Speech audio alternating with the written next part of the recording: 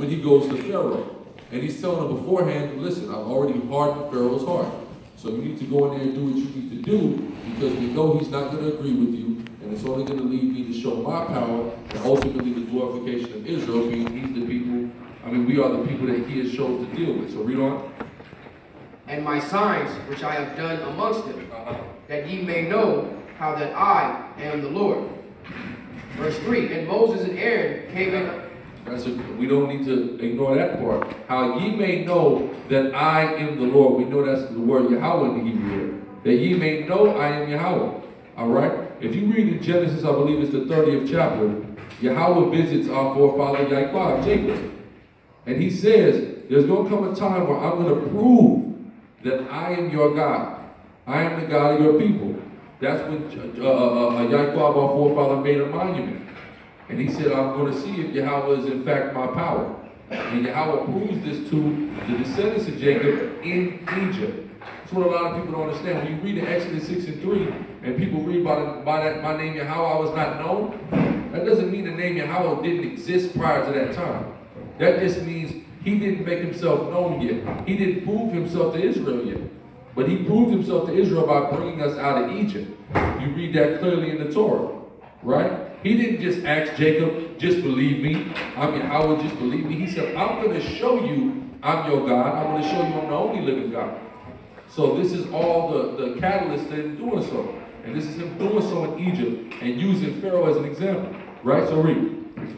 Verse 3. And Moses and Aaron came in unto Pharaoh and said unto him, Thus saith Yahweh of the Hebrews, How long wilt thou refuse to humble thyself before me? Let my people go, that they may serve me.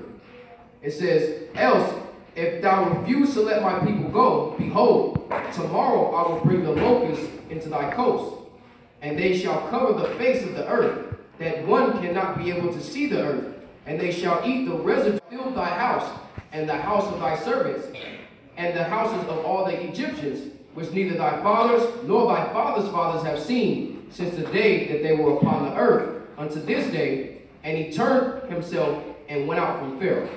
And Pharaoh's servants said unto him, How long shall this man be a snare unto us? How long shall I be a snare? Moses was a trap. All the Egyptians could see it, except for one Egyptian, that's Pharaoh. Why? Because it was simply stated in the beginning of the chapter. The Most High had hardened Pharaoh's heart.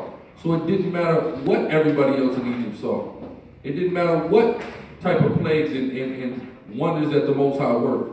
He already had hardened Pharaoh's heart and he wasn't going to listen. And all of this, again, is for his ultimate glorification. You know. I'm going to start back from the top of verse 7. And Pharaoh's servant said unto him, How long shall this man be a snare unto us? Let the men go, that they may serve Yahweh their power. Knowest thou not yet that Egypt is destroyed? See, that Egypt was already destroyed. This is not the last plague. There's more plagues coming. Egypt is already destroyed. Kind of like America is now. It's really already destroyed. It's just a few more plagues that got to happen, right? So read. Verse 8. And Moses and Aaron were brought again unto Pharaoh, and he said unto them, Go, serve Yahweh your power, but who are they that shall go? So this is the question. This is a very important part of this portion. He said, which one of y'all Israelites is going to go? Or which portion of you Israelites is going to go, right? Read. Verse 9. And Moses said, We will go with our young and with our old, with our sons and with our daughters. So Moses is saying, we're taking all the Israelites. My kids got to go. My grandparents got to go. Every Israelite has to come, right? What does Pharaoh say? Read. With our flocks and with our herds will we go, for we must hold a feast unto Yahweh. Verse 10. And he said unto them, Let Yahweh be so with you, as I will let you go, and your little ones look. You can't take your wives. Just you men go. And this is a cut to brothers. You got brothers in Israel that's in that spirit that only the men need to go and worship the Most High. Only the men need to do the work of the Most High. Only the men need to be worried about what concerns the Most High and the laws, statutes, and commandments. That's a lie. That's what Pharaoh wanted. Pharaoh said, okay, we'll let the men go do it, but not the women and children. We're going to still be infesting the women and children's minds and polluting it with the Egyptian ways. But the Most High was adamantly against this, and that's what he sent Moses in there with. So that's why we have to understand our women, our children, all the Israelites have to be a part of it. It's not about just men keeping the law, statutes, and commandments. All of us got to be a part of this. And this is a prime example of that. Read. Back at the top of 11. Not so. Go now, ye that are men, and serve Yahweh. For that you did desire, and they were driven out from Pharaoh's presence. It says, and Yahweh said unto Moses, stretch out thine hand over the land of Egypt for the locusts, that they may come up upon the land of Egypt, and eat every herb of the land, even all that the hail hath left. And Moses stretched forth his rod over the land of Egypt. Hold that right there. That's another key thing. What we see over and over in the Torah, up until latter in the Torah, Moses being such a dedicated servant to Yahweh. Yahweh gave him a simple instruction. Stretch out thy hand, locusts are going to come. What does it say in the next verse? And Moses stretched out his hand, and locusts came. Sometimes just following the simple instructions that Yahweh gave us and have us work miracles. Simply by doing what? Just stretching out his hand. That's why he said he's going to make Moses a god unto Pharaoh. Because Moses is giving all credit to Yahweh, which is beautiful, is what we're always supposed to do, because we're not doing any of this by our own power. This 10th summit that we're in right now, this ain't by the power of any of the men you see sitting before you, by the power of the Most High through Yahweh. Period. Right? So Moses is giving that glory to Yahweh. He understands Yahweh is empowering him. But to the simple, to the heathen, they look at this man just waved his hands, waved his staff, and here come an unseen plague of locusts. So this man is like a god, man. Right? Read.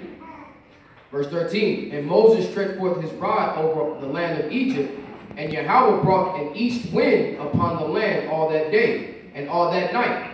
And when it was morning, the east wind brought the locusts, and the locusts went up over all the land of Egypt, and rested in all the coasts of Egypt. Very grievous were they. Before them there was no such locust as they, neither after them shall be such. So if anybody's seen some footage or been a part of a locust plague come into a place, it looks insane, right? But there's never been one like this. Imagine whatever you ever saw, times that by 10, times that by 100. That's what they had to deal with in Egypt for not letting us go. Read. Verse 15. For they covered the face of the whole earth, so that the land was darkened, and they did eat every herb of the land, and all the fruit of the trees, which the hail had left. And there remained not any green thing in the trees, or in the herbs of the field, through all the land of Egypt. Then Pharaoh called for Moses and Aaron in haste, and he said, I have sinned against the Lord your power, and against you. Now therefore forgive, I pray thee, my sin only this once, and entreat the Lord your God, that he may take away from me this death only. And he went out from Pharaoh and entreated Yahweh. And Yahweh turned a mighty strong west wind, and took away the locusts, and cast them into the Red Sea. There remained not one locust in all the coast of Egypt. Verse 20. And the Lord hardened Pharaoh's heart, so that he would not let the children of Israel go. And Yahweh said unto Moses, stretch out thine hand toward heaven, and there make the darkness over the land of Egypt, even darkness which may be which may be felt. You said darkness which may be felt. You ever been in an eerie, what they call an eerie situation, where it's so dark you can feel how dark it is, right? Read on. Verse 22. And Moses stretched forth his hand towards heaven, and there was a thick darkness in all the land of Egypt 3 days. They saw not one another, neither rose any from his place for 3 days. But all the children of Israel had light in their dwellings. You see that? So you had a pitch blackness come over the geographical locale of Egypt and all the places where them Hamites lived. But where we live, because when you understand what happened in Egypt, we lived separately from the Egyptians. We lived in Goshen. We had our own community, right? So it says that they were total blackout for 3 days straight, but we had light. You see that? That's how wonderful our power is. He empowered Moses to be able to black the sky out, but we still had light. All right? And that's just going forth as a sign and an example. When nobody gonna be able to eat, when it's a famine out here, the servants of the Most High gonna be able to eat. You see what I'm saying? So go ahead. Verse 24. And Pharaoh called unto Moses and said, Go ye, serve Yahweh. Only let your flocks and your herds be stayed. Let your little ones also go with you. And said, look, you can take the kids now, but y'all got to leave the cattle behind, right? But that's not what the Most High said. The Most High said we've taken everything out of Egypt. So we have to follow the instructions. You see later on in the Torah, Moses messes up on following instructions. Ultimately, that makes him not be able to get into the land. He followed instructions perfectly up to this point, and you saw how the Most High was working with him. So we got to do the same thing. We got to follow these instructions. You don't want to be like Moses, putting in all this work. You don't get to make it into the land, man. Right, read. Verse 25, and Moses said, thou must give us also sacrifices and burnt offerings. Yeah, because if I don't bring my cattle, how am I sacrificing worship to my God? Yahweh requires a sacrifice, right? So read. That we may sacrifice unto Yahweh our power. Our cattle also shall go with us. There shall not a hoof be left behind.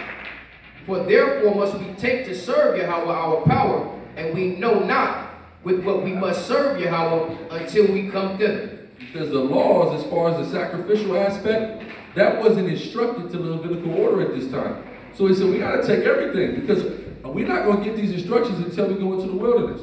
All of this is the catalyst to the Passover, which we know is right around the corner. But we didn't understand, we hadn't got the instructions. This is Leviticus 10 now. You don't get the instruction for Passover until, like Exodus 10. You don't get the instruction for Passover until Exodus 12. So we don't know any of the rites of the Passover at this point, right? So he said, I don't know what we're going to do. We got to take everything, right? Read.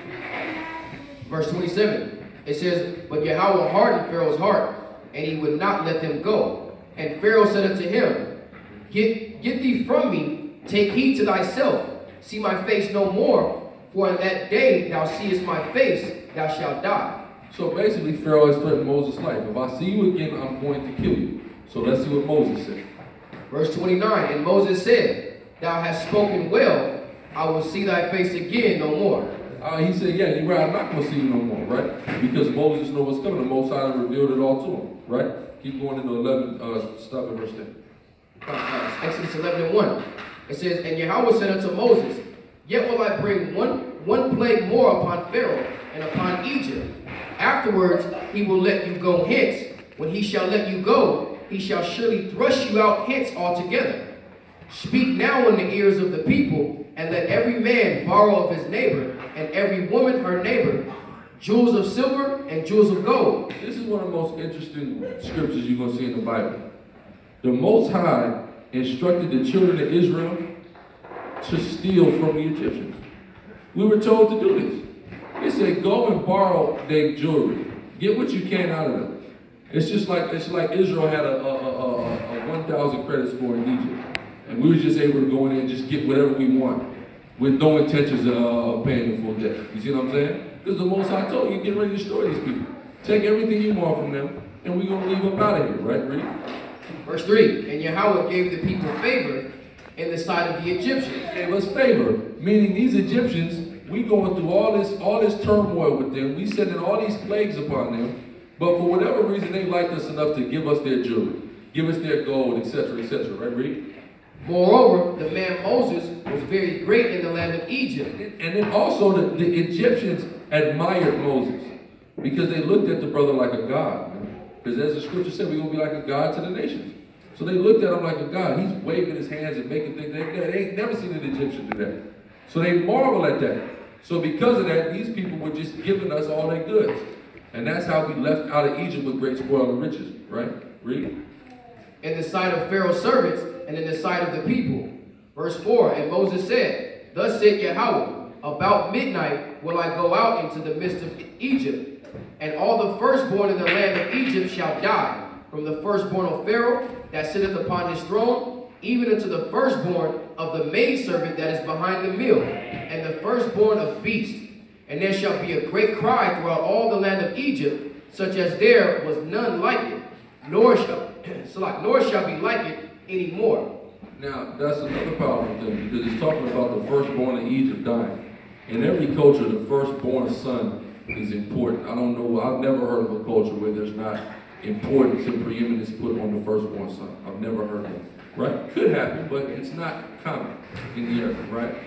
Now, I don't know how many people in the room have ever seen a woman mourn for her firstborn son.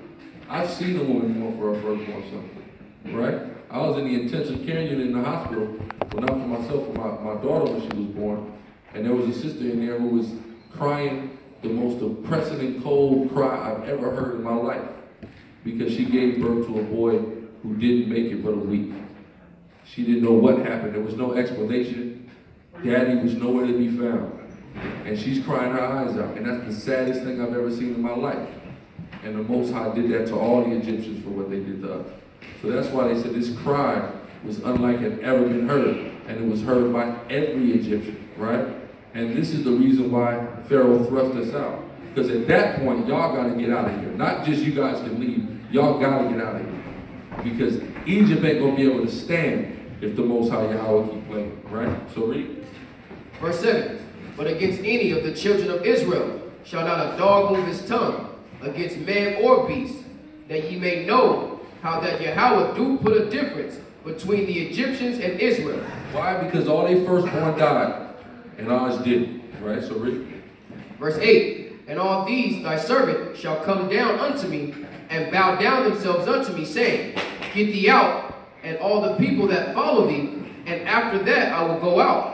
And he went out from Pharaoh in a great anger.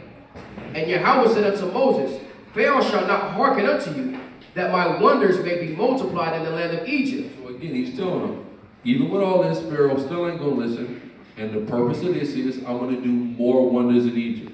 Right? What is this a catalyst to? We know the Red Sea is going to be part of it, etc., right? Read. Verse 10. And Moses and Aaron did all these wonders before Pharaoh. And Yahweh hardened Pharaoh's heart, so that he would not let the children of Israel go out of his land. Hallelujah. That's my portion. Okay. So let's give all praise to Yahweh Hashem, HaMashiach Yahushua. That's Eleazar. We know him as Gorilla Hebrew. So give Gorilla Hebrew a hand. Right. And I just want to say hallelujah. Hallelujah. Hallelujah. Okay. So we're going to continue with the Torah portion. We're going to go to Exodus.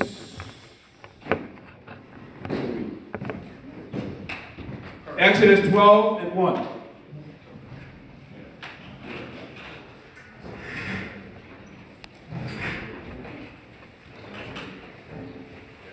Exodus 12 verse 1. And the Most High spake unto Moses and Aaron in the land of Egypt, saying, This month shall be unto you the beginning of months. It shall be the first month of the year to you. Right, so now the Hebrews are coming out of Egypt. Come? And the Most High is showing us that this month shall be the first month of the year unto you. And this is the month, of course, called Abib. Come? Abib comes in around the time of April, March. All right? That's the time around when the beginning of the year with the Most High is. So you're going to jump to Exodus 13 and 1, and it's going to tell you this. Go ahead, Exodus 13, verse 1. And the Most High spake unto Moses, saying, Sanctify unto me all the firstborn, whatsoever openeth the womb among the children of Israel, both of man and of beast, it is mine. Now jump to the 4th verse. Yeah. This day came ye out in the month of Abib. Right. This day came ye out in the month of Abib. So Abib in the Hebrew is Abiyah, and it means spring forth. So it gives you the understanding when the beginning of the months or the year with the Most High. The beginning of the year is not January, as we know this. Con? It is not January. It is what? Springtime. That's when life begins. Grass is growing, the trees, the flowers are growing. It's springtime. All right, so a month of Abib is this is the time when the Most High is now going to serve us or give us the high holy day called the Passover. Con? Feast of Unleavened Bread. Now let's get one more. Deuteronomy 16 and 1. And it's going to tell you the same thing. The month of Abib. And when you look it up, it means spring forth. Con? All right. Read that for us right quick. Deuteronomy 16 verse 1. Observe the month of Abib, and keep the Passover unto Yahweh thy power. That's it. Observe the month of Abib, and keep the Passover Yahweh thy power. Okay, the month of Abib. So Passover comes at what time? Springtime. Around the time of springtime. The beginning of the year with the Most High. Okay? And we're going to also show you that's when the Mashiach Yahushua was born. at the Passover. Come? So December 25th, you can knock that out at the ballpark. That's a home run right there. You can knock it out. Because December 25th is a stone lie. Come? It's a lie. So the month of Bib. Now when you go back to Exodus 12 and 2, all right, and we're reading about now what the Most High, the procedure of what the Most High wants the Hebrews, our people, to do when we're celebrating the Passover and the Feast of Unleavened Bread. This is what we're supposed to do because it's a feast day. Come? I tell you what, get Leviticus 23, all right, Leviticus 23 and 5 real quick, and we're going to show them the Feast of Unleavened Bread. Okay? Go ahead, read that. Leviticus 23 verse 5. In the 14th day of the first month at even is the Most High Mashiach Yahweh's Passover. And on the 15th day of the same month is the Feast of Unleavened Bread unto the Most High. 7 days you must eat unleavened bread. In the first day you shall have the holy convocation, you shall do no servile work therein. But you shall offer an offering made by fire unto the Most High. 7 days. And the 7th day is in holy convocation, you shall do no servile work therein. Right. So that's the Feast of Unleavened Bread. Now go back to Exodus 12, and we'll go from the 3rd verse. So that's giving you an Leviticus 23 from the 5th verse to the 8th verse. The Feast of Unleavened Bread comes what day? The 14th day at sundown. Which is what? The 15th day. Come? But it's 14 at sundown because we know sundown is what? What is sundown? The beginning of the day with the Most High. Okay, when the sun goes down.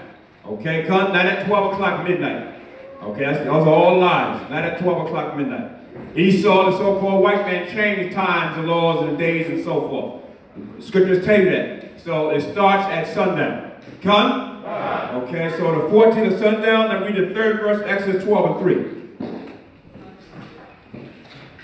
Exodus 12 and 3. Speak ye unto all the congregation of Israel, saying, in the 10th day of this month they shall take to them every man a lamb, according to the house of their fathers, a lamb for an house. Okay, so at the 10th day, okay, of this first month, this is when you begin the preparation for the lamb. Come? See, it's all preparation. I got news for you now.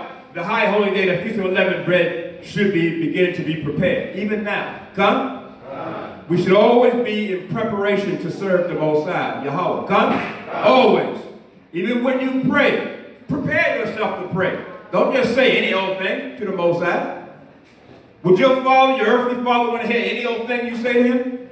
So prepare yourself mentally, spiritually, before you go to the Most High. So the high holy days, we prepared ourselves. And the Bible teaches you that, how the priest would prepare for each and every high holy day. Come? So the 10th day is preparation for the high holy day. Okay? And we would get a lamb or goat for the house. A lamb or goat for each house.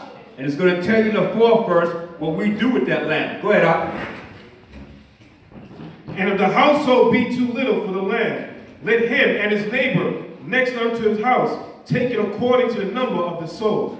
Every man according to his eating shall make your account for the lamb. Your lamb shall be without blemish. A male of the first year, you shall take it out from the sheep or from the goats. Okay. Right, so it should be a male lamb without blemish. It can't have no nicks or cuts in it. It can't have no markings. I understand it has to be from the lamb or goat. Come? And also, you should take it according to your household. Come? If you got a big household, you may need 2 lambs. If you got a small household, you leave like 1 lamb. Come? So depending on the household, you get your lamb or your goat. Come? Okay? 5th verse. 6th verse. 6th verse. And ye shall keep it up until the 14th day of the same month. And the whole assembly of the congregation of Israel shall kill it in the evening. So you see what it says? You prepare it from the 10th day, and you keep the lamb all the way up until, in other words, you put it aside.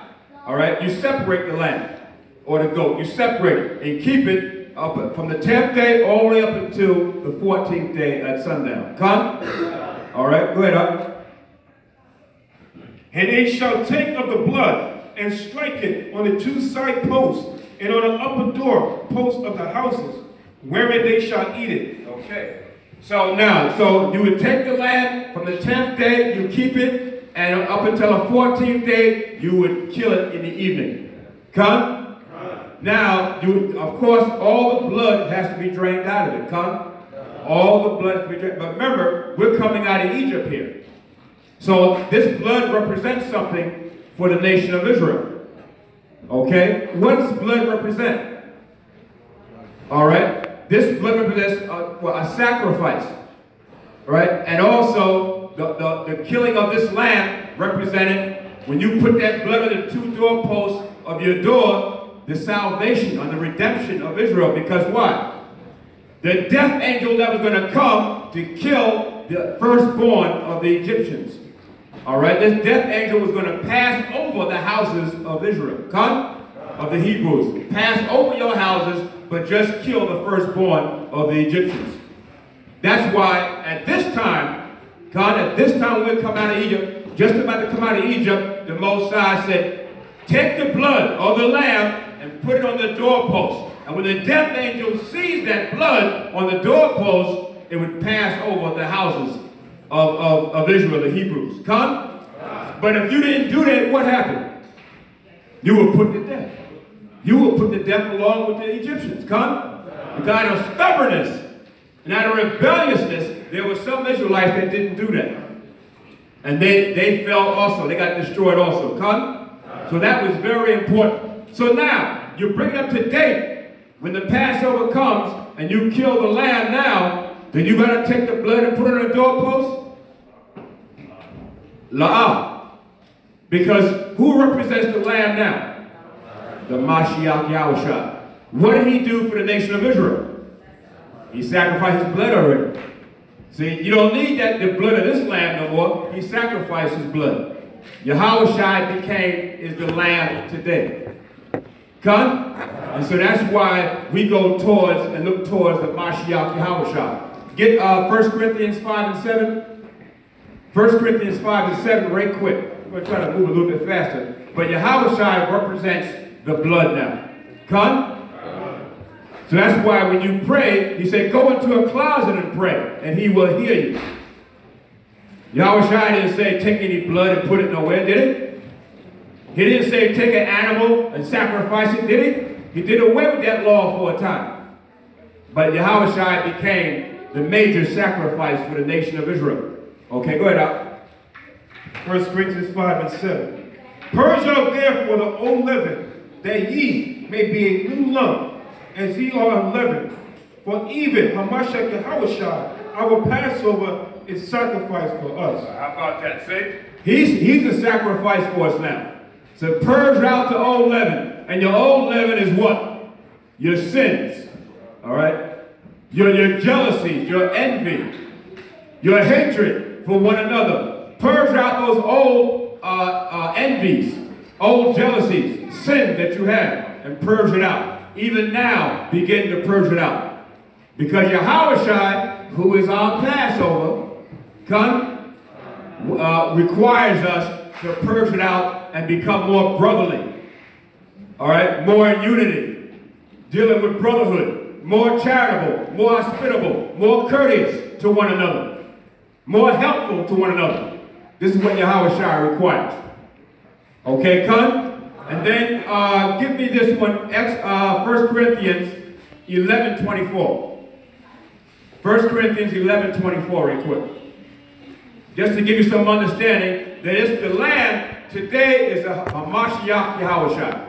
But when we had come out of Egypt, it was this actual lamb that you were supposed to drain the blood out of and roast with fire. Okay, come read that out. 1 Corinthians 11:24. And when he had given thanks, he brake it and said, take, eat, this is my body, which is broken for you. This do in remembrance of me. After the same manner also, he took the cup when he had supped, saying, this cup is a New Testament in my blood. This do ye, as oft as ye drink it, in remembrance of me. For as often as ye eat this bread and drink this cup, ye do show the Mashiach's death till he come. Right. So as often as you eat this bread and drink this cup, how about that? Now how do you eat the bread and drink the cup? How do you do it? Here it is here. The Holy Bible. Here's how you eat Yahushua. Here's how you drink the Mashiach Yahushua. Come! This is how you do it, brother. And you got to do it in righteousness. Okay? No man striving for masteries. Understand? You must do it in righteousness. All right? And you strive for masteries, all right, in the Most High Yahushua, you must do it by righteousness, being upright. Come? You must do it in order. All right? You coming in here, or you coming before the congregation with a wicked intent, an evil intent in your mind, then you're not doing what Yahushua requires you to do. Come? Okay? Go ahead. Finish it.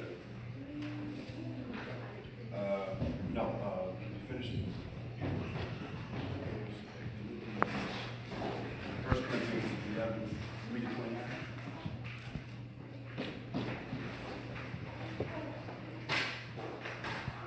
27. Wherefore, whosoever shall eat this bread and drink this cup of the Mashiach Yahushua unworthily shall be guilty of the body and blood of the Mashiach. Right. So how do you do that unworthily? By treating your brother with a mean-spirited way. Evil intent. All the malice and hatred that you treat your brother, you're doing it unworthily. Even though you come to the Passover, or even though you come to the High Holy Day, if you treat your brother with a mean-spirited attitude, and a mean-spirited spirit that you have, negative spirit that you have, and then you're eating it and drinking it unworthily. Even though you might be present at the feast day, you're still worshiping it and dealing with the High Holy Day in a wicked and evil manner. Then you're unworthy of the High Holy Day in Yahushua. 28. But let a man examine himself, and so let him eat of that bread and drink of that cup. For he that eateth and drinketh unworthily, eateth and drinketh damnation to himself, not discerning the Mashiach's body. Okay. So you eateth and drinketh damnation to yourself. You're not discerning the Mashiach's body. So that's very important. The Passover was a very high holy day. Go back to Exodus 12. Okay? You want to, in other words, we're coming together to Mashra Sha'al, the summit, and we want to come together in Yahweh Bahasham HaMashiach Yahushai Khan, and we want to do it worthily. Okay, we want to be worthy of Yahushai's sacrifice for us. Khan? Okay, so everybody here should be thinking on that wise. How do you say, examine yourself? Are you in, or are you really not in? Are you here just to save face? Understand? Just to make a show? Or how is your true spirit? Are you really in this truth? Come? All right. So go back, Exodus 12 and what was it? 8. And they shall eat the flesh in that night, roast with fire, and unleavened bread, and with bitter herbs they shall eat it. Eat not of it raw, nor sodden, and all with water, but roast with fire, his head with his legs, and with the purpose thereof. Okay. So what's the Most High showing us? That we're supposed to roast it with fire, the Passover. We were coming out of Egypt. Okay, come, and we're supposed to roast it with fire, the head, the whole body of the lamb, roasted with fire. Even the purpose. The purpose you don't eat, but still you got to roast the whole thing. Okay? Then you can't, after you roast it, you cast the purpose out away. Come, but roast it with fire. Okay, come, go ahead. 10. And ye shall let nothing of it remain until the morning. And that which remaineth of it until the morning ye shall burn with fire. And thus shall ye eat it, with your loins girded, your shoes on your feet, and your staff in your hand. And ye shall eat it in haste. It is a Mashiach Yahushua's Passover. Right, how about that? Con, this is the Mashiach Yahushua's Passover. So, let nothing of it. All right? And remember, this is the Feast of Unleavened Bread. That whole week, you're supposed to eat unleavened bread. Come. And you're supposed to cook your meals wholesome and fresh each day. Come. Don't cook a meal and then save it for the next day and the next day. Like you put it in the refrigerator for the next day and you warm it up. No, that's a no-no. Every day should be fresh for the whole 7 days along with unleavened bread. Come? Okay? And then it says, and ye shall eat it with your loins girded. See, this was the Passover. We were getting the hell out of Egypt. Yahweh was delivering us. We supposed to have our loins girded, our garments on, all right, our staffs in our hands, and be prepared to get the hell out of captivity. So America is modern day Egypt. You still got to be prepared to get the hell out of here, come? But you got to be prepared now spiritually. So gird up thy loins spiritually. Where's your staff? Spiritually. Where is it? You should have it on you. And have the breastplate, the armor on you. It should be on you, in you. Come in your spirit. We're wasting time here. All right? And America's about to be destroyed. We're wasting time. You better gird up your loins. Come? So the Yahweh is teaching us, gird up thy loins now, spiritually. Okay? And then it said, remember, the Passover is not a party, brother. It's a high holy day. I mean, it's not a party when you boogie-oogie and playing music and so on and so forth. That's right. We've seen past Passovers like that. That ain't the kind of feast day the Most High want. Come? It's a high holy day. You're worshiping. You're giving reverence to the Most High, Yahweh Bahasham Mashiach Yahweh Shai. Come? It's not a party. Okay, it's a feast day. It's a high holy day. When we pray and reverence and thank the Most High and the joy and the spirit of the Most High. That the Most High gave us what? The Passover and delivered us and redeemed us out of Egypt. And we're supposed to thank the Most High for that. Come? So let's give Yahweh Bahasham Mashiach.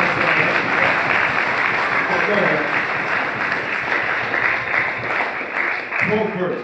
For I will pass through the land of Egypt this night, and will smite all the firstborn in the land of Egypt, both man and beast. And against all the gods of Egypt will I execute judgment. I am Yahweh thy power. How about that? So he will smite, okay, all the gods of Egypt and pass through, and all the firstborn were destroyed. Even the cattle firstborn were destroyed. Come? So what the cattle do? The cattle didn't do anything. We're going to show you how thorough the Most High is. So what do you think is coming to America? The thoroughness of the Most High. He's coming through here. All right? He's going to bring us angels. And look, Yahweh Shai is not coming over here. He's just going to send angels. And they're going to destroy and burn this place with fire. It's like a giant millstone. Okay? Going to come out of the heavens and destroy Babylon. And you're going to see Babylon go right down into the sea. Destroy. Fire and brimstone, brother. Yahweh Shai not going to touch a foot over here. He ain't coming over here. It's Mount Zion Yahweh Shai is going to. It's Mount Zion where Yahweh Shai is going to. The Mount of Olives. Jerusalem. Come. Yahweh Shai, there's no reason why Yahweh Shai got to come here. No reason. He's going to send his angels over here. Yahweh Shai ain't coming down to talk to nobody. Yeah, Yahweh Shai ain't doing no talking. Why? He already did the talking. It's here. See? So understand. So he's going to smite. Now when he smited ancient Egypt, now he's going to smite modern day Egypt, America. And the pharaohs of Egypt is Trump. And he's going to destroy Trump. And all the leadership of America is going down. Come? So there's a modern day pharaoh. That's Trump. Obama was a modern day pharaoh. And so on and so forth. Come? So it's coming. Go ahead, up. 13. And the blood shall be to you for a token upon the houses where ye are. And when I see the blood, I will pass over you. And the plague shall not be upon you to destroy you, when I smite the land of Egypt. And this day shall be unto you for a memorial, and ye shall keep it a feast unto the Most High. Throughout your generations, ye shall keep it a feast by an ordinance forever. Right. Okay, so it's a memorial. So that's why we keep the Passover. Come, it's a memorial, and the Most High, it's a ceremonial law. High holy day. Come. And this is why we keep it as a memorial. And you got to teach your children, your wives, and your members of your family about the Passover and the rest of the high holy days also. Come. It's a memorial. The Most High wants us to remember the bitterness of what we went through in Egypt. And you're going through it here in America. And you know something? I can see that when we, Most High, redeem us out of America, there's going to be a memorial for what we went through over here. We might more likely have a high holy day for this. Okay? As a memorial of what we went through here. We did it for Purim. Come. We did it for Hanukkah. Come. Those were high holy days that Israel blessed the Most High with. High holy days. The other high holy days were what the Most High gave Israel, but we gave the Most High high holy days. Hanukkah, Feast of Dedication, and Purim. Come. Because for the redemption and the redeeming, all right, and the salvation of the nation of Israel and all our captivities. Come. So we're going to do it here once the Most High redeem us out of America also. Come. And all our captivities throughout the earth. Israel dispersed throughout the whole earth. And wherever we at, he said, rehearse the righteous acts. So this is why we rehearse the righteous acts. Okay? We know that we're supposed to serve the Most High in Jerusalem, Mount Zion. We know that. Come. And he said the 3 high holy days, he said do it in Jerusalem. Come. Passover, Feast of Unleavened Bread, and Feast of Tabernacles. He said, go up to Jerusalem. That law never changed. But over here, where we're dispersed at, in the Western Hemisphere throughout the earth, he said, rehearse the righteous acts. So that's what we're doing. You're going to rehearse the righteous acts of the high holy days, wherever you at. Okay, go ahead, up. 15. 7 days shall ye eat unleavened bread. Even the first day ye shall put away leaven out of your houses. For whosoever eateth leavened bread from the first day until the 7th day, that soul shall be cut off from Israel. And in the first day there shall be holy convocation, and in the 7th day there shall be holy convocation to you. No manner of work shall be done in them, save that which every man must eat, that only may be done of you. And he, okay. Yeah, so you see the Most High is teaching us now through the spirit of Masha, all right, and Joshua and all the leadership back then that the Most High used to help deliver us out of Egypt. He said, 7 days shall you eat unleavened bread, from the first day until the 7th day. And that soul shall be cut off. If you don't eat unleavened bread, that soul shall be cut off, okay, from Israel. So it's a high holy day, it's a law. It's a ceremonial law. Come? Okay, it's a holy convocation. The first day is Shabbat. Come, and the last day is Shabbat. Come, that's how you're supposed to celebrate it. Go ahead, up. 17. And ye shall observe the feast of unleavened bread. For in this selfsame day have I brought your armies out of the land of Egypt. Therefore shall ye observe this day in your generation by an ordinance forever. Right. So that self-same day of the Passover, when we have the Passover and we rehearse the righteous act, that self-same day we were delivered out of Egypt. That self-same day. Gun? All right. In the first month, on the 14th day of the month at even, ye shall eat unleavened bread, until the 1 and 20th day of the first month, so the 20th day of the month at even.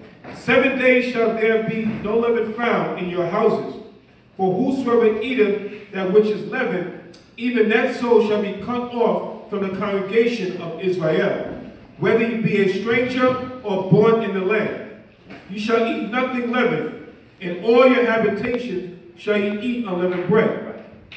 Because leavened bread represented what? We were coming out of Egypt, right? Out of captivity. And you know, just like here in modern day Egypt, what are we doing? What are we eating here in America? All kinds of defiled foods. Gun? That's all you eat? All right? Defiled foods. I don't care if the food is organic. It's defiled too. Okay? But you try to get the best of what's out here. Okay? It's all defiled, brother. All of it. All right? So, the Most High, unleavened bread represents cleansing you.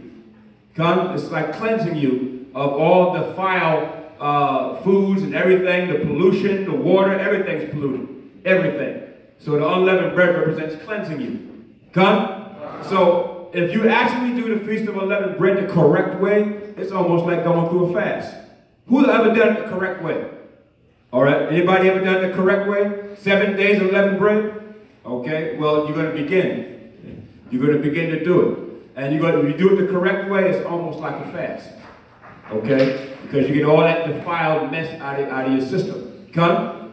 All right? Go ahead, up. 21. Then Moses called for all the elders of Israel and said unto them, draw out and take you a lamb according to your families and kill the Passover. And you shall take a bunch of hyssop and dip it in the blood that is in the basin, and strike the lintel and the 2 side posts with the blood that is in the basin. And none of you shall go out at the door of his house until the morning. For the Most High will pass through to smite the Egyptians. And when he seeth the blood upon the lintel and on the 2 side posts, the Most High will pass over the door, and will not suffer the destroyer to come in unto your houses to smite you. So you see how the Most High, and that's Yahushua. That death angel is Yahushua. Come. So it said, if you obey the commandment, come. If you obey the commandment, all right, that death angel put the blood on the 2 side posts of the door. The death angel passed by. But if you disobey the commandment, come, what was going to happen? Understand? So death would come unto you. So bring it up to date. Same thing, brother. Okay? Who's that death angel? Still the Mashiach Yahushua, come. And if you disobey the commandment, what's going to happen? Same thing. He's going to put you to death. Same thing's going to happen. So remember, okay, rehearse the righteous acts. Keep the commandments. Begin to grow your beards. Keep the Sabbath. Come? All right? Stop eating pork. All right? Leave shellfish alone. All that catfish and all that. Leave that madness alone. Okay? And a lot of us are sick, and a lot of us need a healthy, a better diets. Leave all that crap alone, brother. Okay? And this is why we end up in the hospitals. Because we're breaking the commandments. Laws and statutes of the Most High. Okay, leave it alone. Because the same death angel is still there. Right? Now this time it's not going to be Egypt. It's going to pass over modern day Egypt, America. And he's going to send his angels. And you can see, you got the flu running rampant, don't you? You got people walking around with masks. What the hell are you wearing a mask for? You know, because they're scared of that flu. But you know, that's the white man putting that flu out there. Because he wants you to go get that flu shot. So, be careful, brother. But if the Most High is not with you, you can catch anything. Come? Understand? Come? So, I'm not saying go get a flu shot, because you know what's in that flu shot. You know what I'm saying? Lead and all that kind of crap. But what I'm saying is, obey the law, statutes, commandments to the best of your ability. Pray to the Most High. Pray for your family. Pray for yourself, your families, understand? And the nation of Israel. That the Most High keep these things and these pestilences and so forth away from you. You see when Houston had the flood and Puerto Rico had the flood, well, a lot of our people were caught up in that flood. But if the Most High was with some of our people who were caught up in that flood and passed away, what? That death angel would have passed by them and they would have been delivered. Come? So you got to remember this, brother. It's real. That death angel is out here. Okay? And it's coming in any different kind of way it can come. Okay? The destroyer is out here. It's still here. Come? Okay, go ahead. 24. And ye shall observe this thing for an ordinance to thee and to thy sons forever. And it shall come to pass when ye come to the land which the Most High will give you, according as ye have promised, that ye shall keep this service. And it shall come to pass when your children shall say unto you, what mean ye by this service? That ye shall say, it is the sacrifice of the Most High Mashiach Yahushua's Passover, who passed over the houses of the children of Israel in Egypt, when he smote the Egyptians and delivered our houses, and the people bowed their head and worshipped. And the children of Israel went away and did as the Most High had commanded Moses and Aharon, so did they. And it came to pass that at midnight, the Most High Mashiach Yahushua smote all the firstborn in the land of Egypt, from the firstborn of Pharaoh that sat on his throne unto the firstborn of the captive that was in a dungeon, and all the firstborn of cattle. And Pharaoh rose up in the night, he and all his servants and all the Egyptians, and there was a great cry in Egypt, for there was not a house where there was not one dead. Okay, come. So let's get the Most High Yahweh Hashem, HaMashiach, Yahweh understanding, Exodus 12. And we're going to further on the next brother. Okay, we're going further on to the garage. Oh, okay. Call up Brother Howard Shah. I'll read it.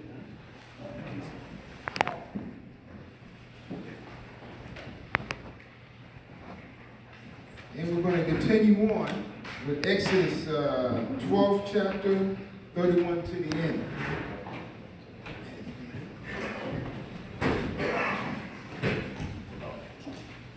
Exodus 31, or 12, 31 to the end. We're living some very perilous times. So we have to be much more vigilant and much more directed in our mindset of salvation, and preparing in our constant daily preparing for Yahweh Shah. It says, be ye perfect as your Father in heaven. We know the Father is beyond perfect. So what does that mean? Be perfect in what he gave you to be perfect with. Perfect in brotherhood, in love, to take your children, your health. We can perfect those things. We know the Father is high, we can't get there, so when he said that, it had to mean what he gave us to perfect. There's no excuse for that. So we have to build that strength in ourselves. The Most High requires that of us. Exodus 12, we in the time of the second Exodus. We're going to go there a little later on. So we can kind of see a play-by-play of what's going to happen when this actually goes down. By reading this Exodus, we can see how it's going to happen in this Exodus. Series of battles, plagues, okay, really shaking Israel up out of the complacency that we in. We're more ready, but the rest of the Israelites out there like, this is Cartoon Network. You know, they don't know what's happening out here. They think the white man is going to fix everything. Just wait and vote and march, and one day you're going to get it right. But we all know that ain't happening. So we better put our eggs in this basket. We put some in there because we got to work and maintain daily. Put your eggs in Christ's basket, because that's the one that's going to be saved. He going to crack all other eggs in the white man's basket. So we got to do what we got to do in both worlds. We're living in both worlds. We're living in the ancient world, we're living in the world present, and we're living for the future. So we have to give to that. We're paying federal taxes, we got to pay the Most High and give him his time and his taxes. So once you have that in your mind, you can keep yourself balanced and not think you're being saved. You know you're on the road to salvation. Don't think you are and play around with the Lord, because then many say, Lord, Lord, and in that day, what's going to happen?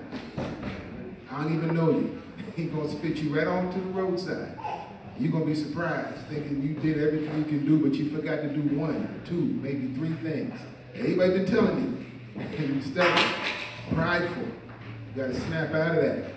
Exodus 21, we're going to read this and just flow through and try to get us on to the next festivities of the summit.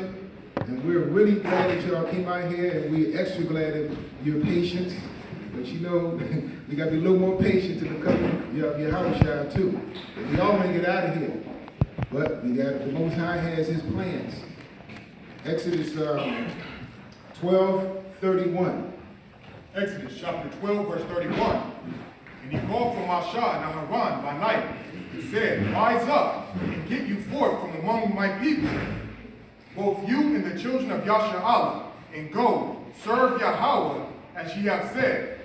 So now we have here what the brother Hebrew brought out earlier, that the Pharaoh, he was brought up in a prideful, powerful life, thinking he's the Lord and God. See what the white man is.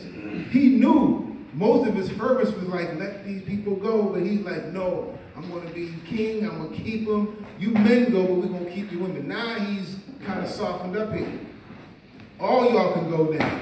But he's still fighting that pride, because these niggas, you know, he just wants to keep us. Like the white man is so angry, he don't want to let us go, because he wants the whole world to see his weakness.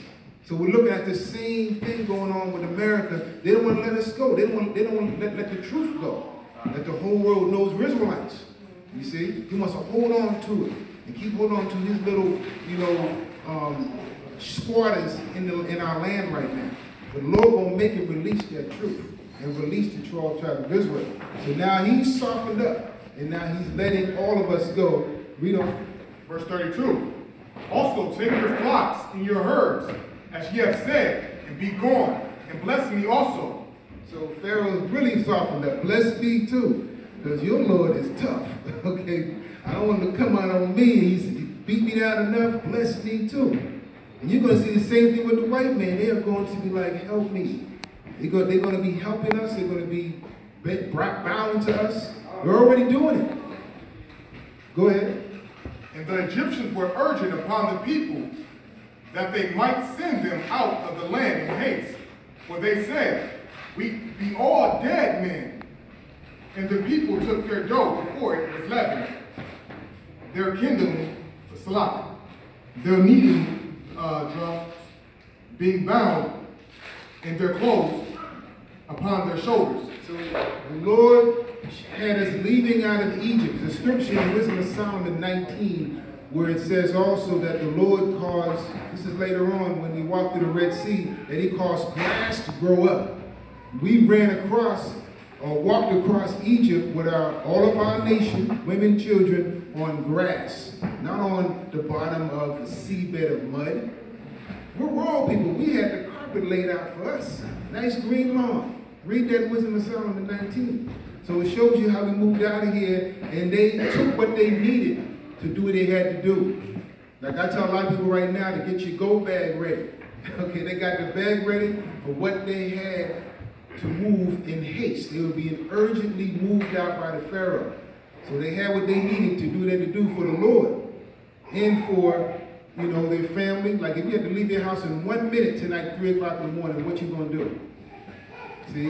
So they just had what they had to get out there. They knew they had to worship the Lord, and they knew that the specific thing for the worship of the Lord was to get out there and make sure that bread is ready.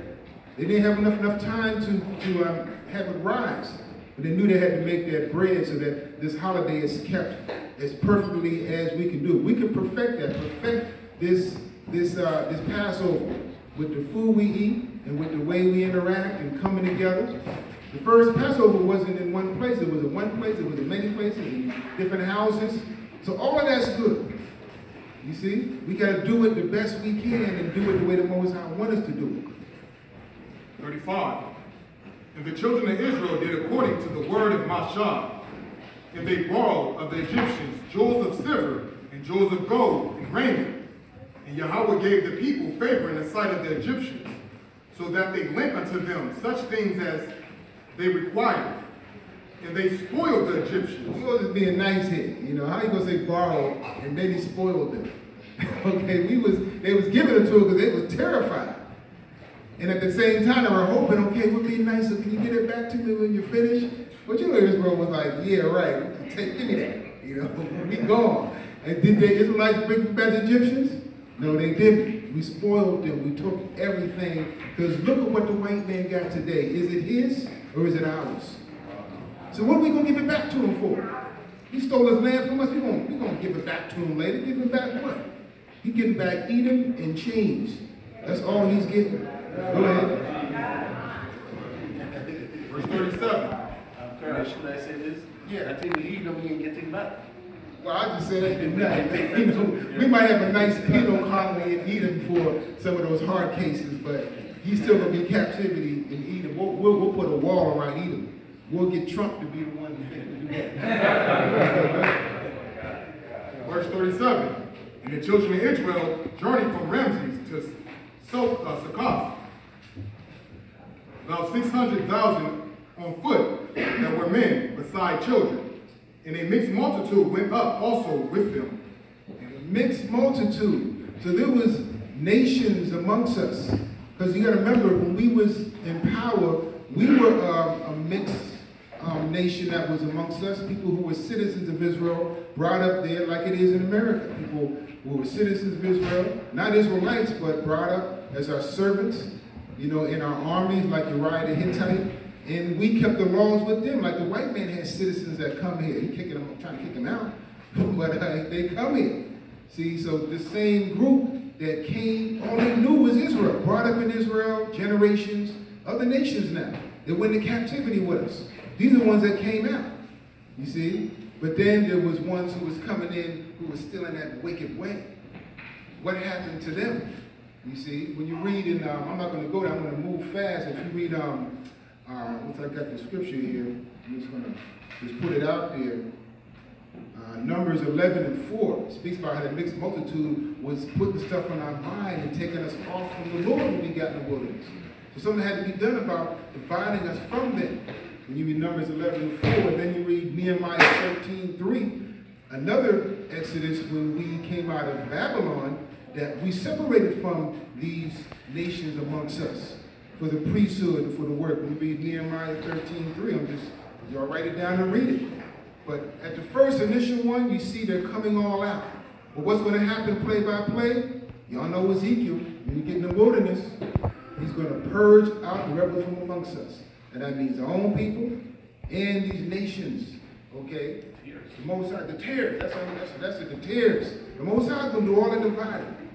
He's going to know who you are. He's going to look dead at you. That's an Israelite? Nope, that's an African killer. That's it. He's going to purge them out. Same what Nehemiah did in Ezra 1:58. He said, even Israelites, if you could not show your registry, I mean, back then, today's your passport, your ID, coming out of Egypt, you might have been Israelite, but you had to live over in a land called Opal. It was outside of Jerusalem. You could not come into Jerusalem if you did not have your records coming out of Babylon. Nehemiah was doing ethnic cleansing then the best he could. But Christ's going to do it totally because he can read your spirit. Christ has your whole lineage from Adam up in the heavenly world. You know who we are. We had these records coming out. Christ was a regular man, a carpenter. He had his whole family line in Matthew 1. He's a regular guy. We had all these things when we came here, but what happened? Got destroyed by the white man. So it stops at slavery. But the Most High knows who we were before we came here. He has a lineage. He has each nation. He has Levi, Issachar, Asher. He knows the family he comes from. He knows all the way back to Adam. He did not leave us without witness. And have faith in that. Even the white man has some records. He knows who we are. But he's holding them back. Okay? Verse 38. And a mixed multitude went up also with them, in flocks and herds, even very much cattle. And they baked unleavened cakes of the dough, which they brought forth out of Mount Azariah. For it was not leavened, because they were thrust out of Mount Azariah, and could not tarry, neither had they prepared for themselves any victuals. Now the sojourning of the children of Yashar'Allah, who dwelt in Mount Azariah, were 430 years. So now we see they left in haste, so this became part of the meal of Israel, the unleavened bread, because we couldn't leaven it and have it rise. That takes time. We were leaving in haste urgently because of the Egyptians. When you read in 1 Ezra 1:19, that bread is also called sweet bread. That's another name for the Passover, the time of the sweet bread. 1 Ezra 1:19. So you can put that in your trivia notes. You understand that. Put a little honey in it if you want. A little brown sugar, sweet bread. Because we always have the matzahs sometime, and that's good. But I know sisters that make their own bread. Put a little honey in there. It's called sweet time of sweet bread. So you can also add this to the menu of Israel, along with the lamb and the wine and grapes that we have. So now it says here, the water. Correct. Should I just add something to that? Yeah. As the brothers have mentioned, Shalom. As brothers mentioned about the Passover. In the time when we're in our lands, in prosperity, it's a different way we do our Passover than when we're in captivity. Just like in Israel, the brother keep that big Passover, big lambs and all that. And even King David did a Passover like that. Neither do Solomon did. But what? When he get the land, we was comfortable. So like we're in captivity now, as Okarash mentioned about the sweet bread, we need to try and emulate or exactly what we do it in Egypt. Because the Passover is what? Of deliverance. So, you know, a lot of brothers try to water down the bitter herbs. They said you have to brush with bitter, but that's what most are required, as Barak said earlier. Right? But when we're in our land now, in prosperity, we can add the honey and other stuff to it. Huh? We just read that part again. We just left off 30 the soldiers. Verse 40. Now the sojourning of the children of Israel who dwelt in Mount Azariah were 430 years. Israel, when you read the chapter we just read, the men on foot, 600,000, that's the ones that Pharaoh first wanted to leave. But then he says a mixed multitude. That was our children, our women, and the nations that were with us. Okay, it must have been maybe millions coming out. So now we're reading here about the time frame. So we can see the spiritual Egypt with the physical Egypt, and how the Most High calls America Egypt. And we're seeing the time here is about that same time frame. In the time of our spiritual captivity. You can't do the math from Abraham to our Exodus. 430 years. You can do that math. And we'll start equating that time that Abraham, Isaac, Jacob, okay, and down into Levi, and count those sons of Levi down to Moses. You're going to see it deals with the spiritual and the physical captivity of Israel in captivity. That's what we're dealing with right here. And I want to go on to that. Yeah. So you can understand it wasn't a total of 430 years in Egypt. Come? It wasn't. It was like he said, from Abraham's time all the way to the Exodus. So 215 in the land of Canaan and 215 in Egypt. Come? It wasn't. I know the scriptures make it sound like it was 430 total years in Egypt, but it wasn't. Because you got to remember, when the white man took over the earth and so forth, he revised some of the scriptures, right? And the transliteration and so forth, he put what he wanted to deceive and confuse. But you got to read the Hebrew. Kun, it's 215 in the land of Canaan and 215 in Egypt. Okay, Kun? So it wasn't a total 430 years in Egypt. As slaves. Kun. Yeah, you can add Galatians, I think it's 3, 13. Just read that. And it mentions from Abraham up until the seed of Israel, the blessed, the covenant is the main thing we're dealing with. And that's 430 years. So you're linking these mystery scriptures together and seeing, doing the math and knowing the prophecy, you understand what that means when it says in Exodus, goes with Galatians 3rd chapter, and I think it's like 16, something like that. You read that scripture about that 430. Okay. Verse 42. And it is a night to be much observed unto Yahweh for bringing them out of the land of Matazarian. This is that night of Yahweh to be observed of all the generations of Yasha'Allah and their generations. Get Isaiah 65, do like 2 precepts. So this night we came out.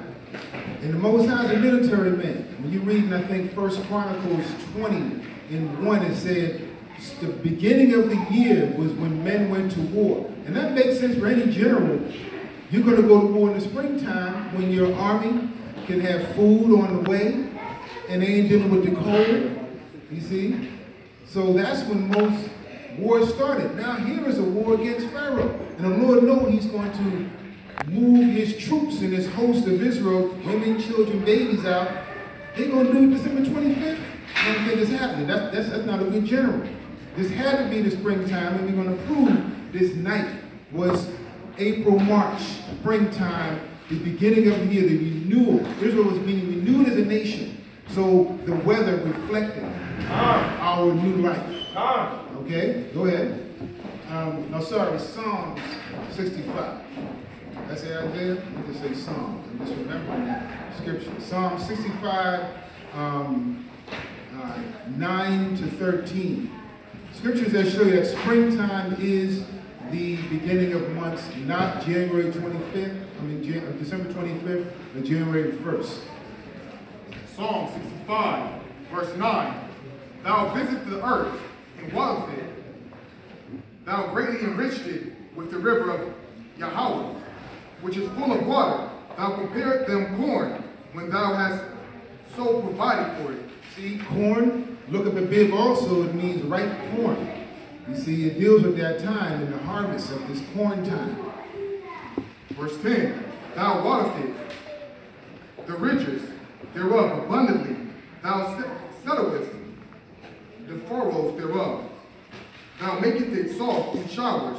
Thou blessest the springing thereof. Salah. Thou crownest the year with the goodness. So the springing thereof, all the flowers are springing forth from all this watering going on. Then it says, he blessed the crown of the year. Where the hell will your crown at? On the top of your head. That's right. See, Rosh Hashanah, top of your head. So then the springtime, the watering, March winds bring what? April showers. April showers bring what? May flowers. Y'all know, you learned it when you were a kid. At least most of us did. I did. Go ahead. And thy pasture drop fatness. Pastures drop fatness. Meaning now this is a prosperous time, this springtime, this crown of the year. They drop upon the pastures of the wilderness. In the little hills rejoice on every side. The pastures are clothed with flocks. The pastures clothed with flocks. Remember the men out when Yahushua was born as a baby? And they were out with their flocks. And the star came and showed them the way to the baby. Same thing right here. This happened in springtime. If any of y'all farmers, you know your flocks are not out eating no grass with the snow on it, or the grass is dead and brown. They in the barn eating the hay you stocked up for them. See? You were not pastures out, chilling out, and following some stars or some baby a couple of miles away. But they out in the field. So the pastures are out there. There's nice green grass on the hills from the watering. Go ahead. The valleys also are covered over with corn. They shout with joy. They also sing. So you see the corn. Let's get one more in John 13:1. When Yahushua, in the 3 years that he taught his ministry, and we read about when it came close to his crucifixion, that the men on the Sabbath day were eating the corn because the Father, Son was with them. And that was their time to get done. They weren't carrying no burden. They just went to get what they needed to do their job. You see, he made an exception in that case because they're doing the work. So he had to eat that corn. You know, eating corn, most of the time you can't eat it raw. You got to prepare it, you got to chunk it, you got to do what you got to do. So they were looking at what is the priority, getting the work done. That's what we're looking at right here. So let's read what time that this corn was ready to be eaten. It had to be the time of the springtime, at least the end of it. The planting of it, the harvest of it, and then the eating of it. Go ahead. John chapter 13. Now before the feast of the Passover, when Yahushua knew that his hour was come, that he said, depart out of this world, Salah, that he should depart out of this world unto the Father, having loved his own which were in the world. He loved them unto the end. So this right here shows you Passover. He was departing out of the world. He was about to be crucified, so we know he died around the Passover.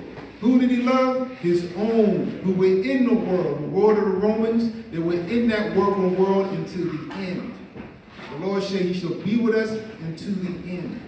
So this is proof that he died on the Passover. And he still loved Israel until the end. He never left us. He's always here with the word.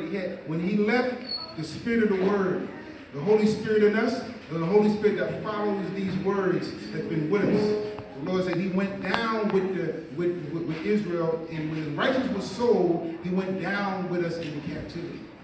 He was there with us. The white man was holding this book for us. He don't even know it. That's why he's mad that we put all this stuff out and he missed it all this time. But the Most High had him with that pride that covered his eyes. He couldn't see the reality of the situation, that this book like a ticking time bomb that's getting ready to go off and blow up in his face. He don't even know it. And he stepped on it now. Can't do nothing about it. You can't, he's trying to make different versions, recall the book and change scriptures up, and new revised versions, but it's too late. We got it. He can't recall all of that. If the white man said, Trump might do something like this. All y'all, everybody return your books and Bibles. Because they have a decree in the Patriot Act 2 that they want to use this book against us, because back then only Levites had the book. When Christ came and read, he had to go to the minister, read the book, right, and then give it back to the minister. He didn't have it on him. They didn't have the pocket for head and read it in, reading that. They had it was coming from here, what they learned from a child up.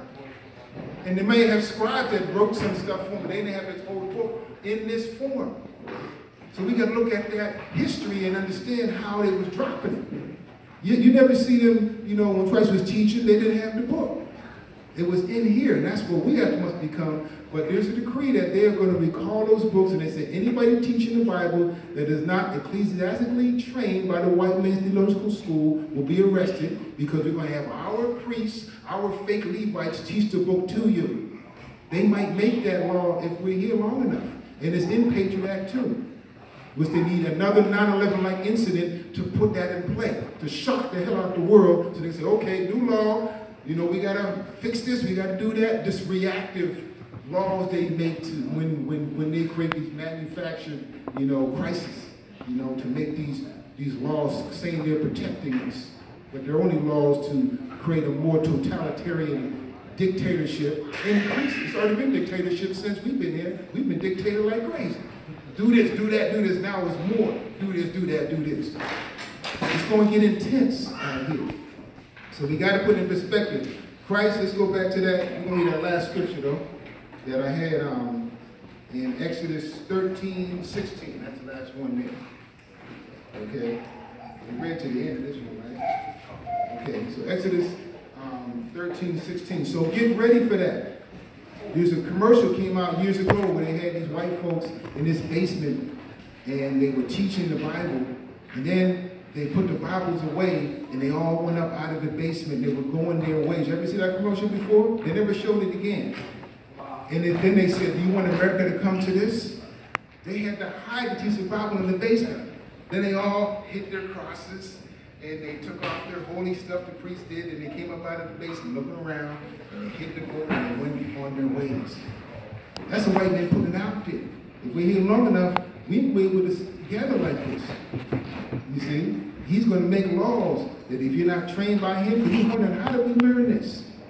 How y'all just learn this out of the blue? He didn't set no school up for you to learn this. That's why you know this is holy and this is spiritual. Now I'm going to get this one and then one more about the physical Egypt and the spiritual Egypt, and how we can follow this Egypt in this first Exodus and kind of see what's going to happen in the next couple of years. Okay? Go ahead. Exodus chapter 13, verse 16. And it shall be a token upon thy hand, and for frontlets between thine eyes. For by strength of hand Yahweh brought us forth out of Mount Zariah. So by strength of hand, get Jeremiah, the last scripture, 23:5-7. Okay? Jeremiah 23:5-7. By strength of hand, we go all come out of here together. Now, I don't mind people telling me, oh, I'm going over here to Israel now, Brothers in Demona, we should leave now. That's all right. Do that if you want to. But to me personally, you're jumping the gun. I want to go back when it's Isaiah 65:17, when it's New Jerusalem. That was them devils still telling me where to live at and give me bad food. I got to walk the streets and watch these devils running stuff out the Knesset. I don't want to go there with them still there saying they do. I want to go there when we are the Jews, New Jerusalem, New Temple, and them people are beat down. I don't want to see them around. That's right. I want them dead or captive in Edom, if that's what happened, just away from the Holy Land. Just like Ezra did. Get out. You go somewhere else, especially the so-called Jews. So we're in that time, man. So strength of hand, power. What do you do with your hand and strength when someone offends you? You're going to hit them with that hand. So the time's coming, there's not going to be no nice little, like the Egyptians we left out and they gave us and lent to us. No, we're going to take their lives, we're going to take everything it is because it's ours. If he didn't steal it from us, he stole it from some other nation. Okay, so the white man has to be, you know, relieved of everything he owns, even his life, because it's none of his. He has multiplied evils in the earth, and now evil shall be multiplied to him, as we read in 1 Maccabees 1:7. There was evil going on before with white men, but he multiplied it. He made it worse than what it should have done, to where the earth is now about to blow up. With all these bombs he got sitting there, all computerized now. You know how computers are. One of them about to go off any minute, just blow up something. Okay? 4 of them go off. It happened many times. So we're not living in a land of peace. We're living with guns to our heads. And we can get shot any minute by a bomb or even by a brother in the street. You see? Cops, any minute. We're living in perilous times. So we got to thank the Lord for his protection every day, for his overshadowing angel along each one of us. Our children has a personal angel that's watching you. that in your mind. That's why you got to be spirit and listen. When he tells you don't go down that road today or don't stay home today, listen. When you turn on the news and that block blew up, he's about to walk down and go to work on. Okay, and something more, a mudslide came down. Like you're going on in the most expensive living areas in America, the Most High's vengeance killing the white folks out there in California. Let's praise and clap to that. Fires burning them up early out there in California. And then the mudslide came and finished them off. They came back from evacuation from the fire up there. What is that place called in California where they're burning up at? Montecito. Then they came back, and 2 weeks later, here come the mudslide. You see? That's a beautiful thing. We should rejoice over that. That's the Lord's vengeance. That's right. The way they're killing us. And That's right. I know it's spiritual because the way they're killing us, and brothers, you know, just ain't stepping to them. It's the Most High holding us back. Because he said, I got this, and I'm going to do it right. Okay? Ain't going to sit there, you do it, and you sit up in the jail. Yeah, I got them. You know, but got you in jail. Now, I want to do it when it's going to be legal to kill them. Because they got it legal to kill us. Cops are legal. The cops got a 007 ID to kill us. License to kill. And when Christ comes, we will have a license to kill. That's right. And a righteousness. That's right. Okay? That's going to be a beautiful thing to do. Okay? Jeremiah 23, 5 to 7. Jeremiah chapter 23, verse 5. Behold, the days come, saith Yahweh, that I will rise up unto David a righteous branch, and a king shall reign and prosper, and shall execute judgment and justice in the earth. In his days Judah shall be saved, and Israel shall dwell safely. And this is the name whereby he shall be called, Yahweh our righteousness. Therefore, behold, the days come, saith Yahweh, that they shall no more say, Yahweh liveth, who brought up the children of Israel out of the land of Mount Tazariah. But Yahweh liveth, which brought up, in which led the seed of the house of Yasha'Allah out of the north country, and from all countries whither I have driven them. So from all countries, not just we all got to make it to Israel, the Lord won't save us. No, some of us going to go there now. That's all right. But don't make me feel like I'm less and guilty because I don't want to go back to Israel. The Lord will save us in Israel and everywhere else in the four corners of the earth. The outcast of Israel will be saved and the seed of Israel. Okay? It ain't going to be everybody that want to be. You can convert to be. It's going to be the seed of Israel. When we came out of Israel, we was there 400-something years. Okay, from Abraham all the way down. It didn't switch up. We're still Israelites. It don't matter where you're born, don't make your nationality. It's your father's line. Okay? 400 years, the Most High still calls us Israelites. All this mixing up and going on here, we're going to still be Israelites. The Most High know who his people are. The seed, the descendant, the branch of David. Meaning that descendant, that branching out. No matter how many branches it is, the Most High knows the seed. No matter how far the fruit falls away from the tree, the Most High knows his people. So don't worry. He's going to work out all the details of who we are. We just got to do the best we can and follow the Spirit first. And then the Spirit will reveal itself when you're talking and seeing who Israel is. Sometimes it's easy. You can see what they are. Sometimes, like when Jonah, he was on that ship, they said, who are you? What people are you? They didn't know what he was when they looked at him. Yeah, they asked him, Hebrew, yeah, you know, they just, oh, okay. You know, so sometimes we can't just look all the time. You gotta put the word out, and the Spirit will reveal that person.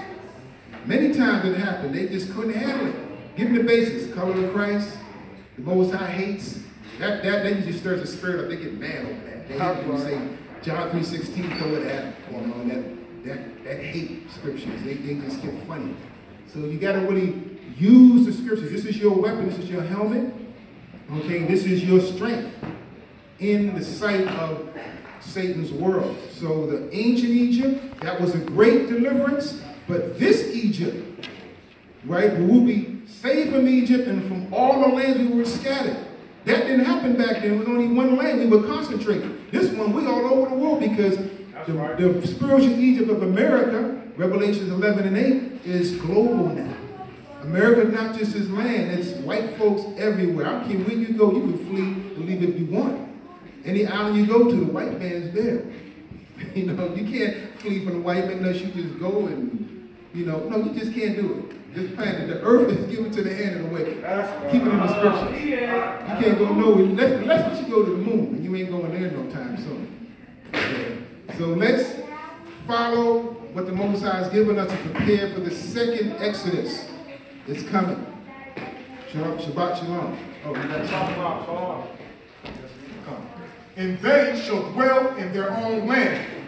We shall dwell in our own land. That time is coming. So obviously not in our own chosen land. The earth is ours. When you read Deuteronomy 4:40, the Most High gave us a whole earth. But we have to start off with home first. Okay? Then Most High gonna spread us out to take over the rest of the earth. Levi gonna be holding down the priesthood of Israel.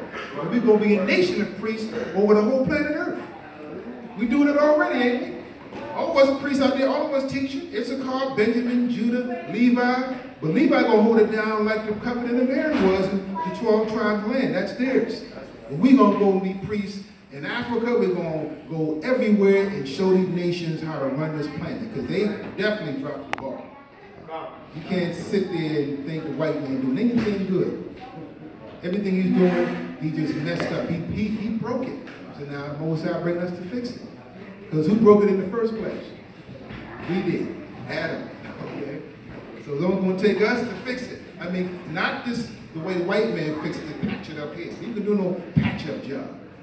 We're going to fix it totally to where the earth is going to prosper again. And the Most High is going to save Israel from the four corners of the earth in this new Exodus, from this new Egypt of America. And now is going to be our true, everlasting, complete salvation. All right, hallelujah. Hallelujah. To the Most High, hallelujah. We're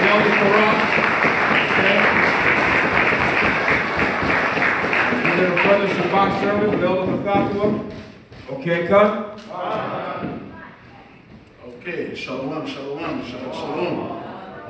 Right, brother speak well in the spirit. Mr. Clara mentioned about 10 commandments. In terms of our sisters keeping the laws, statutes, commandments, and judgment. Because I know a lot of doctrine going out there, but as a nation of people, we all function together. Our children, as what Karash mentioned about laws might pass to get away with the laws, but it's our duty to teach our children the laws.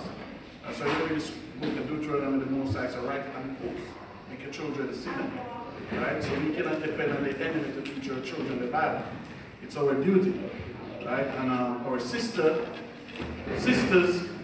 right? As long as they're in order, and our brothers in order, we can work together to push this doctrine to the uttermost part of the earth, as the Mashiach said. Right? This doctrine don't level to one part here. It's not level to America alone. Right? And the scripture said we shall be bold as a lion too. You understand? So for brothers and sisters who make pilgrims to Zion, you see what it's like. You see the propaganda, you see the lies. You understand? Because I remember the first time we go there, they said the Israeli military is the most invincible military in the earth. We go there and see, right, bro? Come. Zion. Like, really and truly, if you on this level where you deal with the Most High, you make one of those crackers kill you, you deserve death. Because when Yahushua was going through his persecution, he's the only one apostle was there. But the sisters was there. That's right.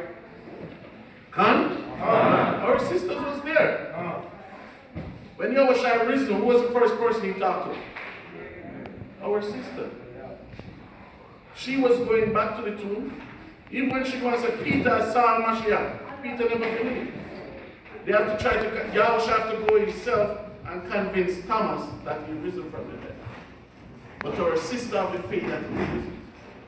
Right? So we want to acknowledge our sisters in order and let you know that we are a part of play in pushing this doctrine. Right? So, buddy, man, when we read the scripture, St. Mark 14, verse 3.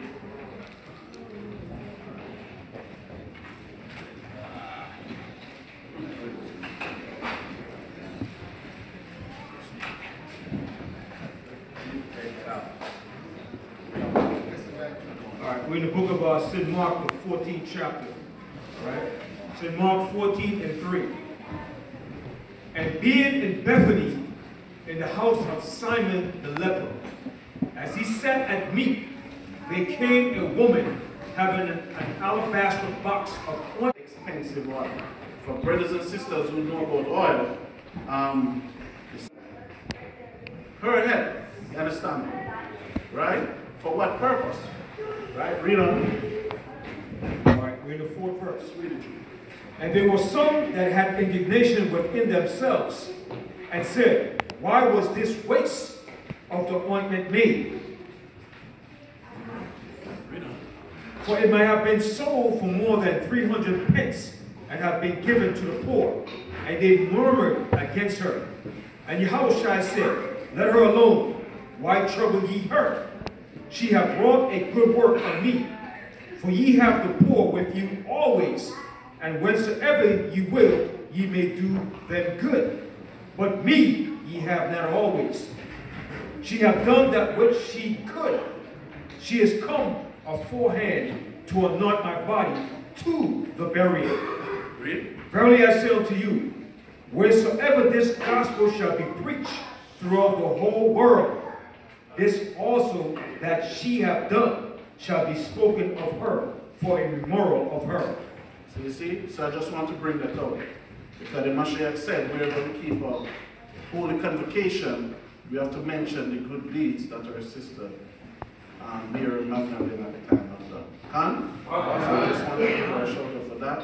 And today we still have sisters with that same spirit, that same temperament. You understand? So it's not a nation of all bad apples. We still have people in our nation. You have good brothers, you have good sisters. So these are the ones we want to acknowledge. Brothers who is not on that path, it's work in progress.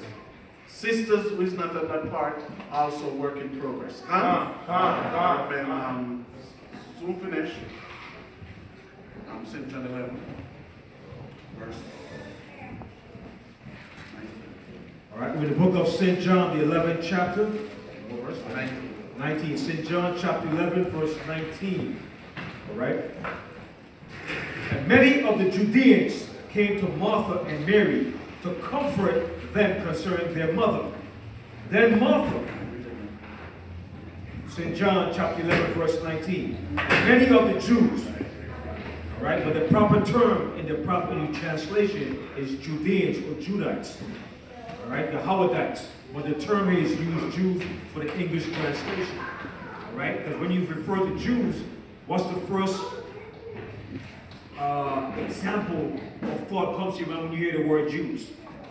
You think as it being as white people. All right? Okay?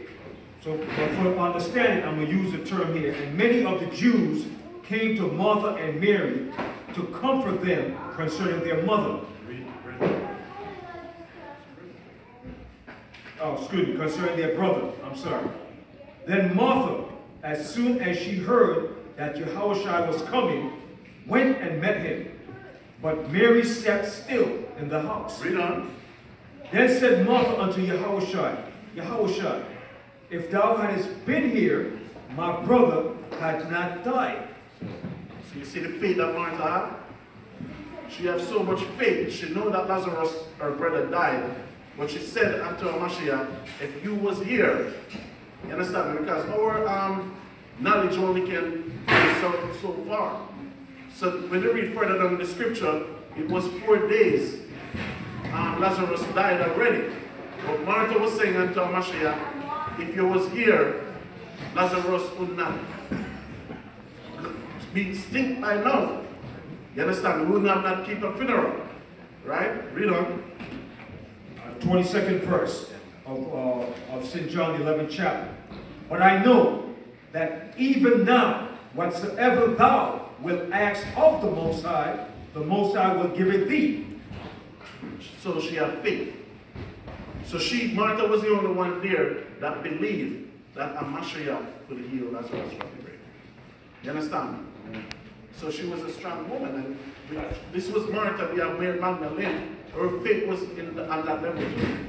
That no matter what a Mashiach do, or acts of the Most High could have done. Right? You know. Yahushua saith unto her, thy brother shall rise again. Read it. Martha saith unto him, I know that he shall rise again in the resurrection at the last day. Read it. Yahushua said unto her, I am the resurrection. So you remember earlier Barak quoted the scripture that the Mashiach is a Passover? So you see, if an individual don't believe in the Mashiach, he ain't going to see the New Jerusalem. It's as plain as that. So this is the Mashiach now telling Martha that, listen man, this is bigger than the last day when Lazarus is going to come back forth. I'm the resurrection now. Right? So we have to just look at it and meditate on it. The Mashiach came from our nation. So you wonder why our nation hates us, right? If a white boy did come in Israel in 2,000 plus years ago healing white people, would white people put him on the cross? No, white people put him on the cross, right?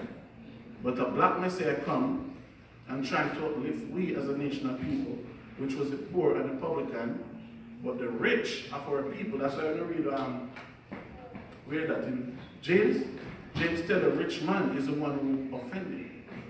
They the one set law to destroy you. You understand me? So when Yahushua come and was uplifting the poor, it was the rich of our people, the leaders of our people, along with the Romans who get rid of him. Right? Read on. Read that 23rd verse again. Yahushua saith unto her, I am the resurrection and the life.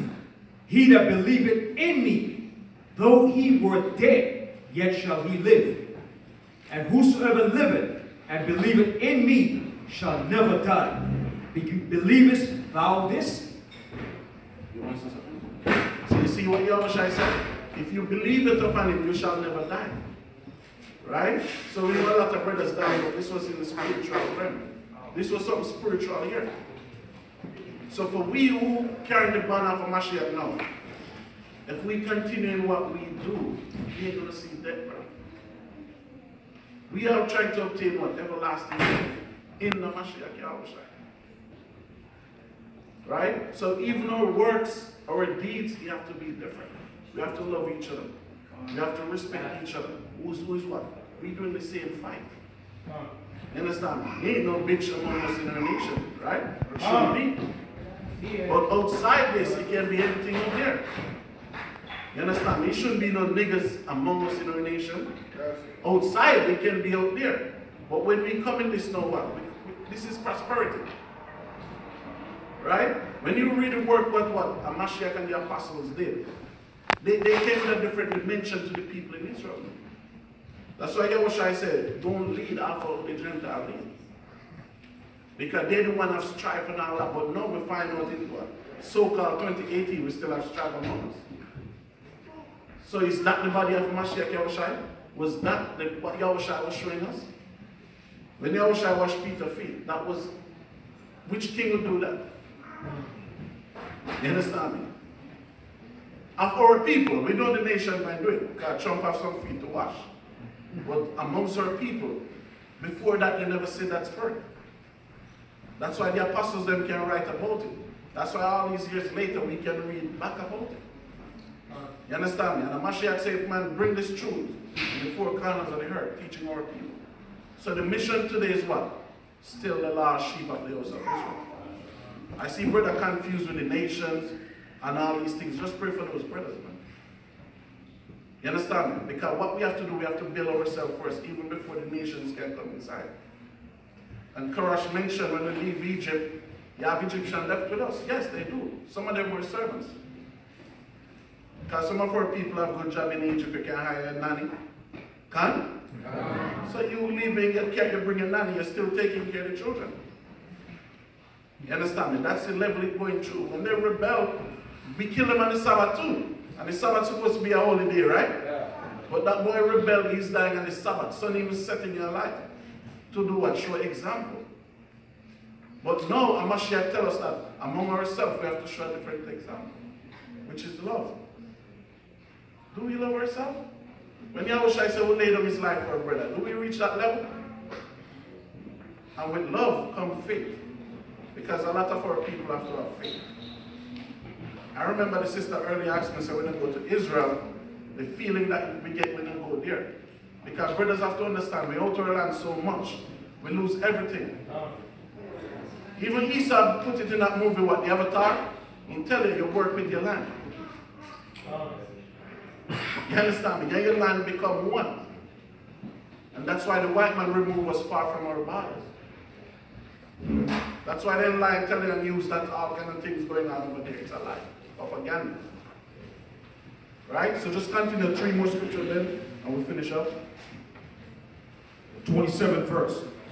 She saith unto him, Yea, Lord, I believe that thou art the Mashiach, the Son of the Most High, which should come into the world. And when she had so said, she went her way, and called Mary, her sister, secretly, saying, The Master is come, and calleth for thee. Read on. As soon as she heard that. So what you said, Mary came, Martha came and told Mary that Yahushua called for Mary. So Yahushua wasn't a brutish man.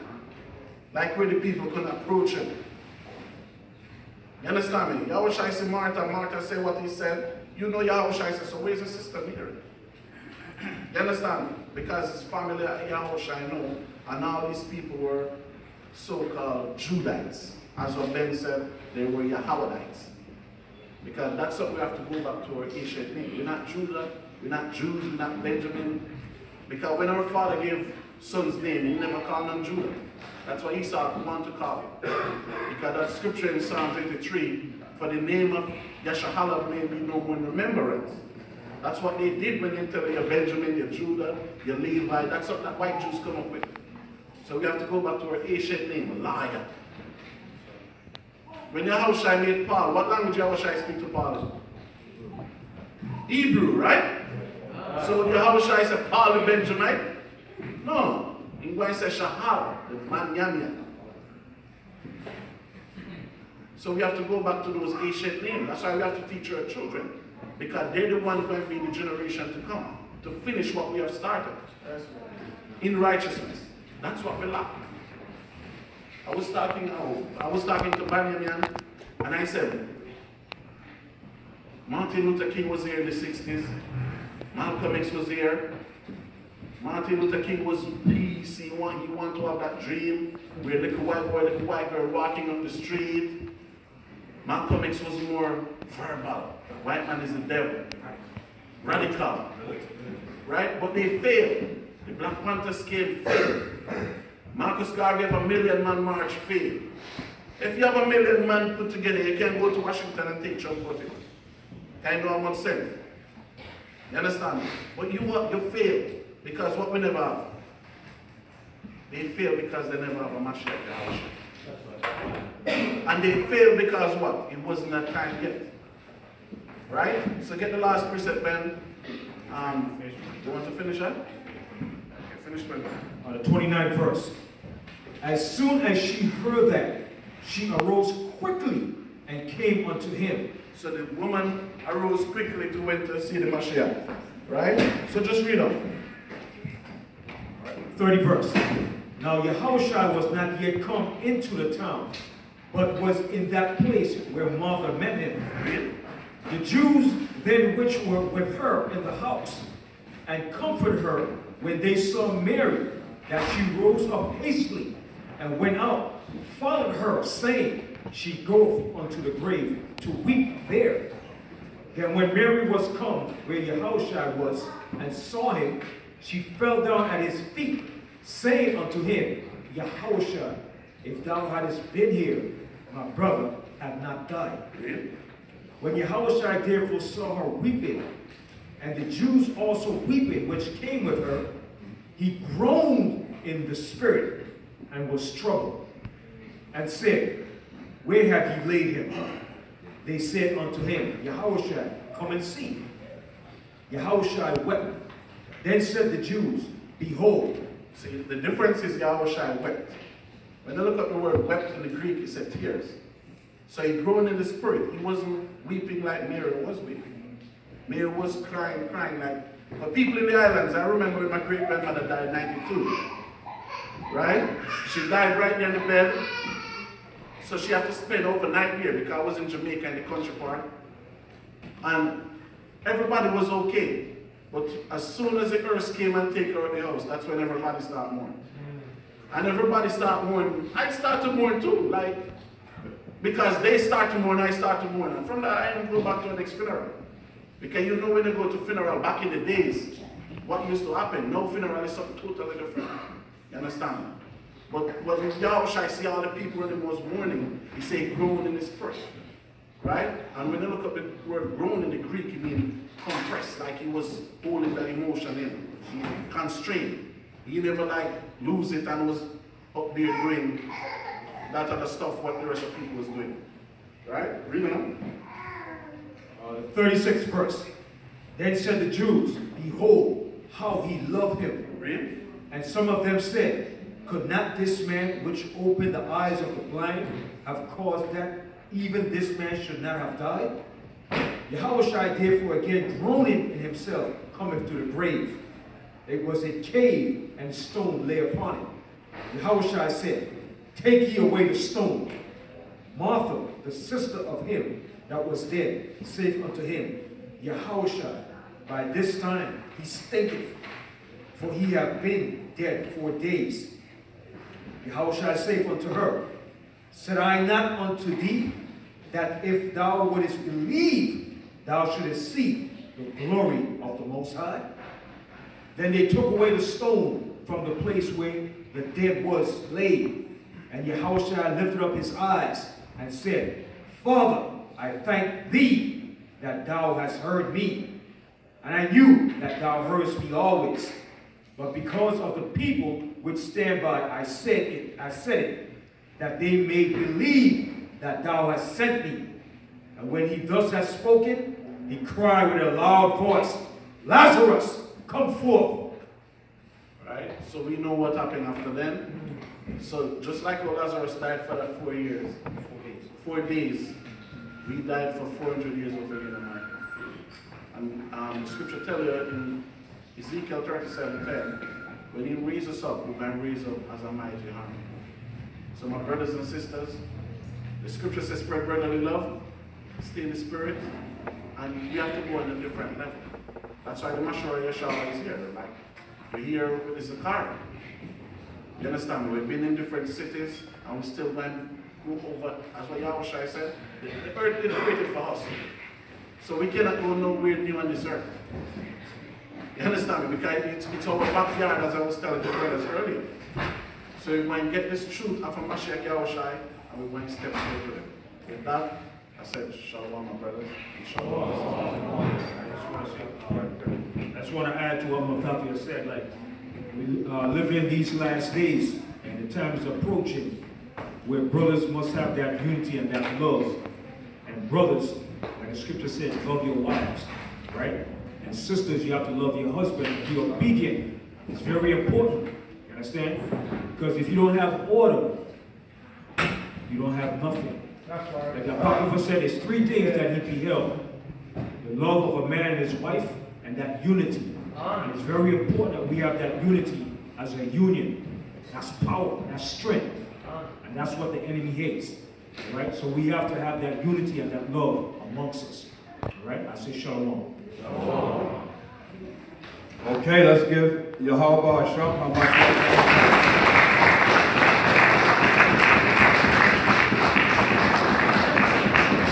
We're going further on with this Shabbat service with Priest Kahan. Okay.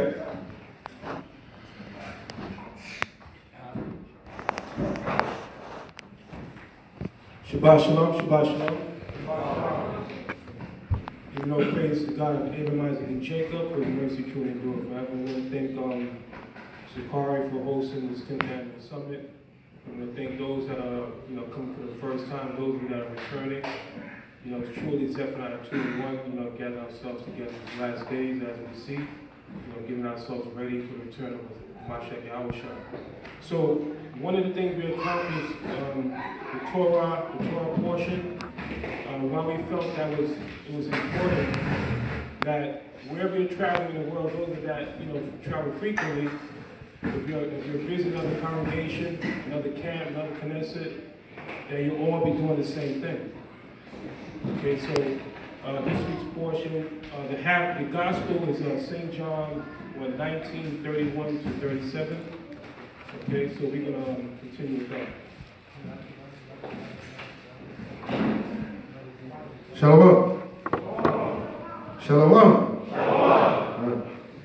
This is St. John 19, verse 31. And the Jews, therefore, because it was the preparation that the body should not remain upon the cross on the Sabbath day, for that the Sabbath day was a high day. Right, so when you read about preparation, what is the day of preparation? Give me Mark 15:42. Okay, so in Israel, we had the day of preparation where you prepared yourselves, to get ready for the Shabbat. You just didn't wait till the Shabbat come in, you're scrambling to get food. You understand? Like you don't know the Sabbath is coming. Okay, so we had a day of preparation where we got all our vigils, got everything together that we need to be in order and prepared for the Sabbath. Read that. This is the book of Mark, chapter 15, verse 42. And now when the even was come, because it was the preparation, that is, the day before the Shabbat. All right. So the day before the Shabbat, that is what? The day of preparation. Okay, so the Most High gives us a time to prepare ourselves to get ready for the Sabbath. Get your food ready. Because as according to the law, we're not supposed to kindle fire during cooking on the Shabbat day. So we have these things prior to the Shabbat coming in. We'll pick it up in St. John 19, chapter, verse 32. Let me finish 31. Let me read 31 again. The Jews, therefore, because it was the preparation that the body should not remain upon the cross on the Sabbath day, for that the Sabbath was a high day, besought Pilate that the legs might be broken, and that they might be taken away. So with the gospel that we're reading, it's a comparison. What we read about earlier, about the Passover, about the lamb. So we understand that what? Hamashiach Yahushua, he's that sacrificial lamb. He's that lamb without blemish. Okay? So this was a prophecy that what? They came to what? To come and break his bones. Okay, but they saw that he was dead already. Okay? That he could be that lamb without blemish. As we go into the law, that what? That he would not be a sacrificial lamb, okay, without blemish if they broke his bones. So that's the law. Give me that in Leviticus 22 and verse 24. Leviticus 22, verse 24.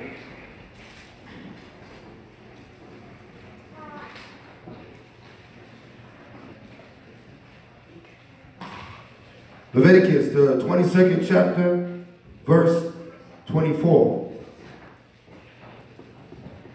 Ye shall not offer unto Yahweh that which is bruised, or crushed, or broken, or cut, neither shall ye make any offering thereon. It is your land, in your land. Right. So the Mashiach Yahushua, he had to be that lamb without blemish to be offered up for the sins of who? For Israel. Okay, that's the purpose of the Mashiach coming. Give me that Matthew 1 and 21.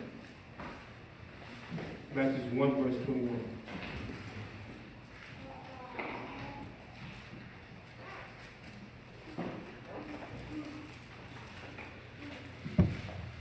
Matthew 1, verse 21. And she shall bring forth a son, and thou shalt call his name Yahushua, for he shall save his people from their sins. Right. Because in old times, what did we do? We had the law of sacrifice, where we offered up the lamb, we offered the goats, we offered the turtle doves. Okay, and what do? We planned to sin the next day. Okay, so all those sins, okay, all those sacrifices could not ultimately clean us. Mashiach Yahushua had to be what? That ultimate sacrifice to the Most High to bring us back. Okay, read on. St. John. St. John 19th chapter and the 32nd verse. Then came the soldiers and brake the legs of the first and of the other which was crucified with him. But when they came to Yahushua and saw that he was dead already, they brake not his legs. But one of the soldiers with a spear pierced his side, and forthwith came there out blood and water. Give me Psalms 34 and 20.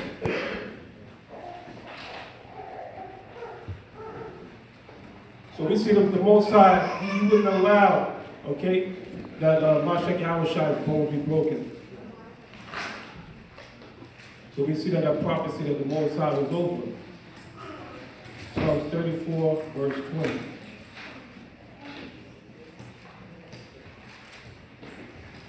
Psalms 34, verse 20. He keepeth all his bones, not one of them is broken. Hebrews 10 and 10 to 12.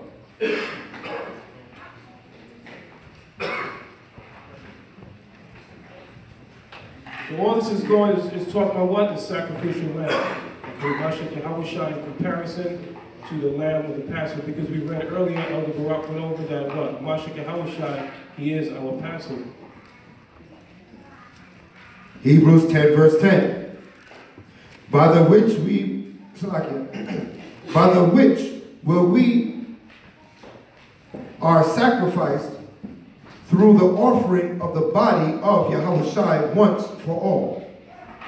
And every priest standeth daily ministering and offering oftentimes the same sacrifices which can never take away sins.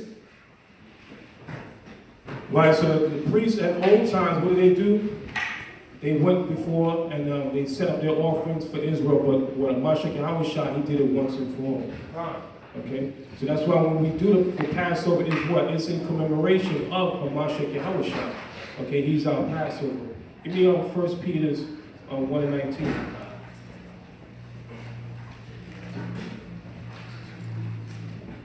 First Peter 1 verse 19.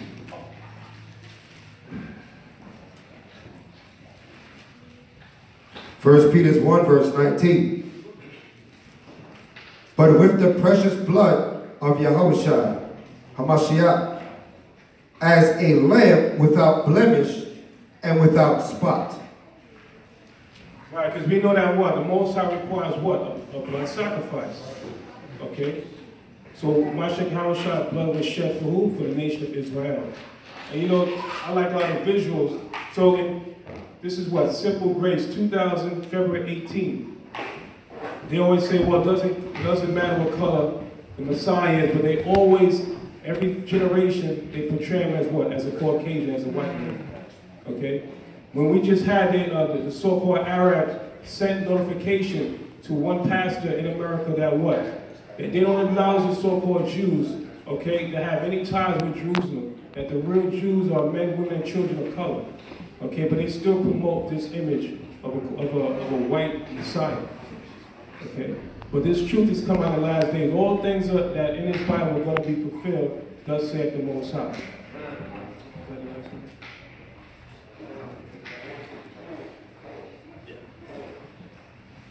All right, we pick it up in St. John 19 and verse 35. And he saw it. And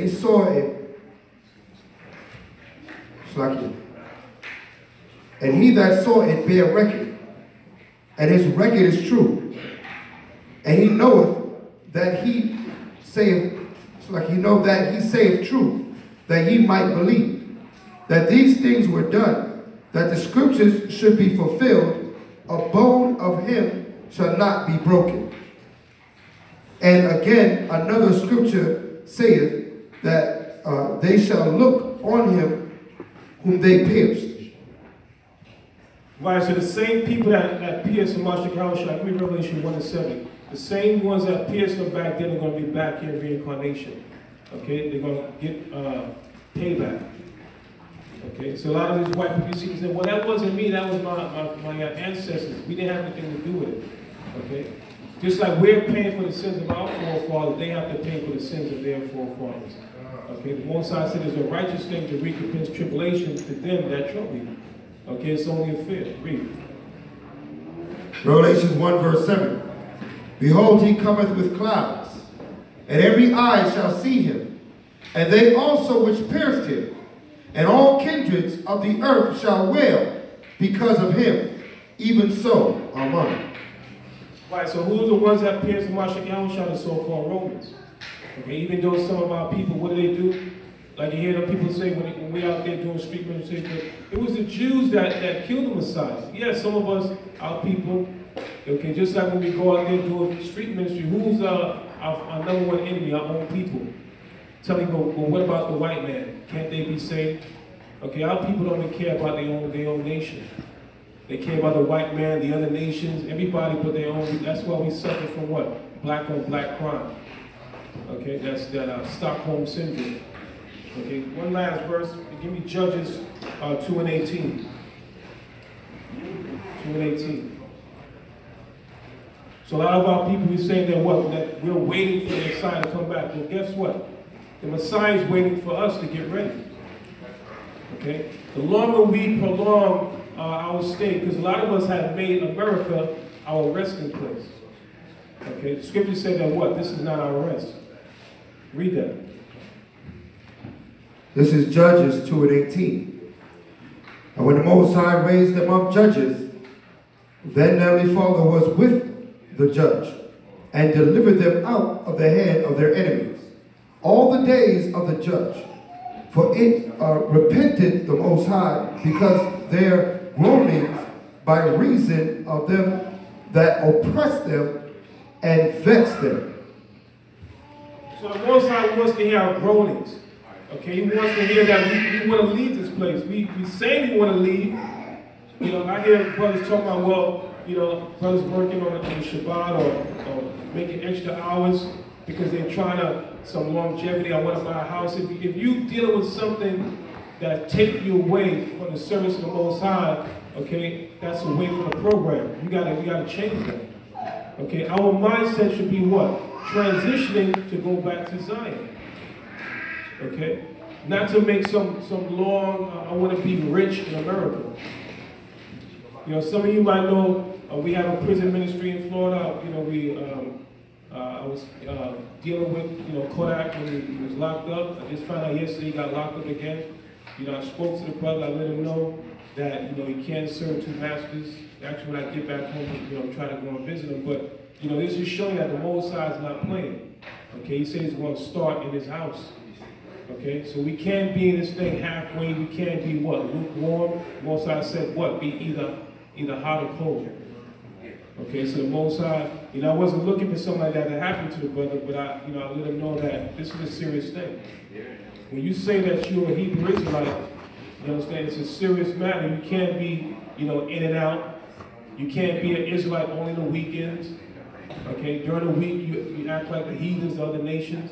This is a serious matter. There's only one way out of Israel, and that's what? That's death. Okay, so we don't want to see anything happen to anyone. So I just want to thank everybody for making it out here today, and we're going to have a peaceful Shabbat. Hallelujah. Hallelujah.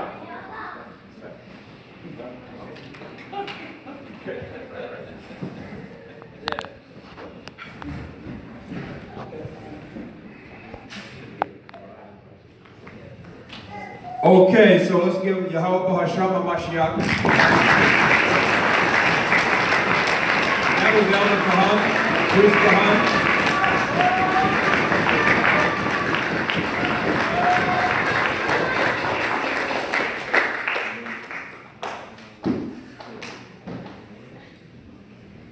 All right, so Curtis Allah. Yeah, we're gonna say the prayers, ending prayers. So what we're going to have right now is like a small intermission. Did everybody get some understanding on everything that was brought out, Khan? Okay, beautiful. And again, we don't want to have you sitting here and getting restless, so of course we're going to have a small intermission, all right? But it's about 3:30 now. It's about 3:30, Con. So we want for the summit, we want everybody back here at about 4 o'clock, 4:15, Con. And we want to start the summit soon, right after that. And we're just going to go through the summit. Con. So let's thank the Most High, Yahweh.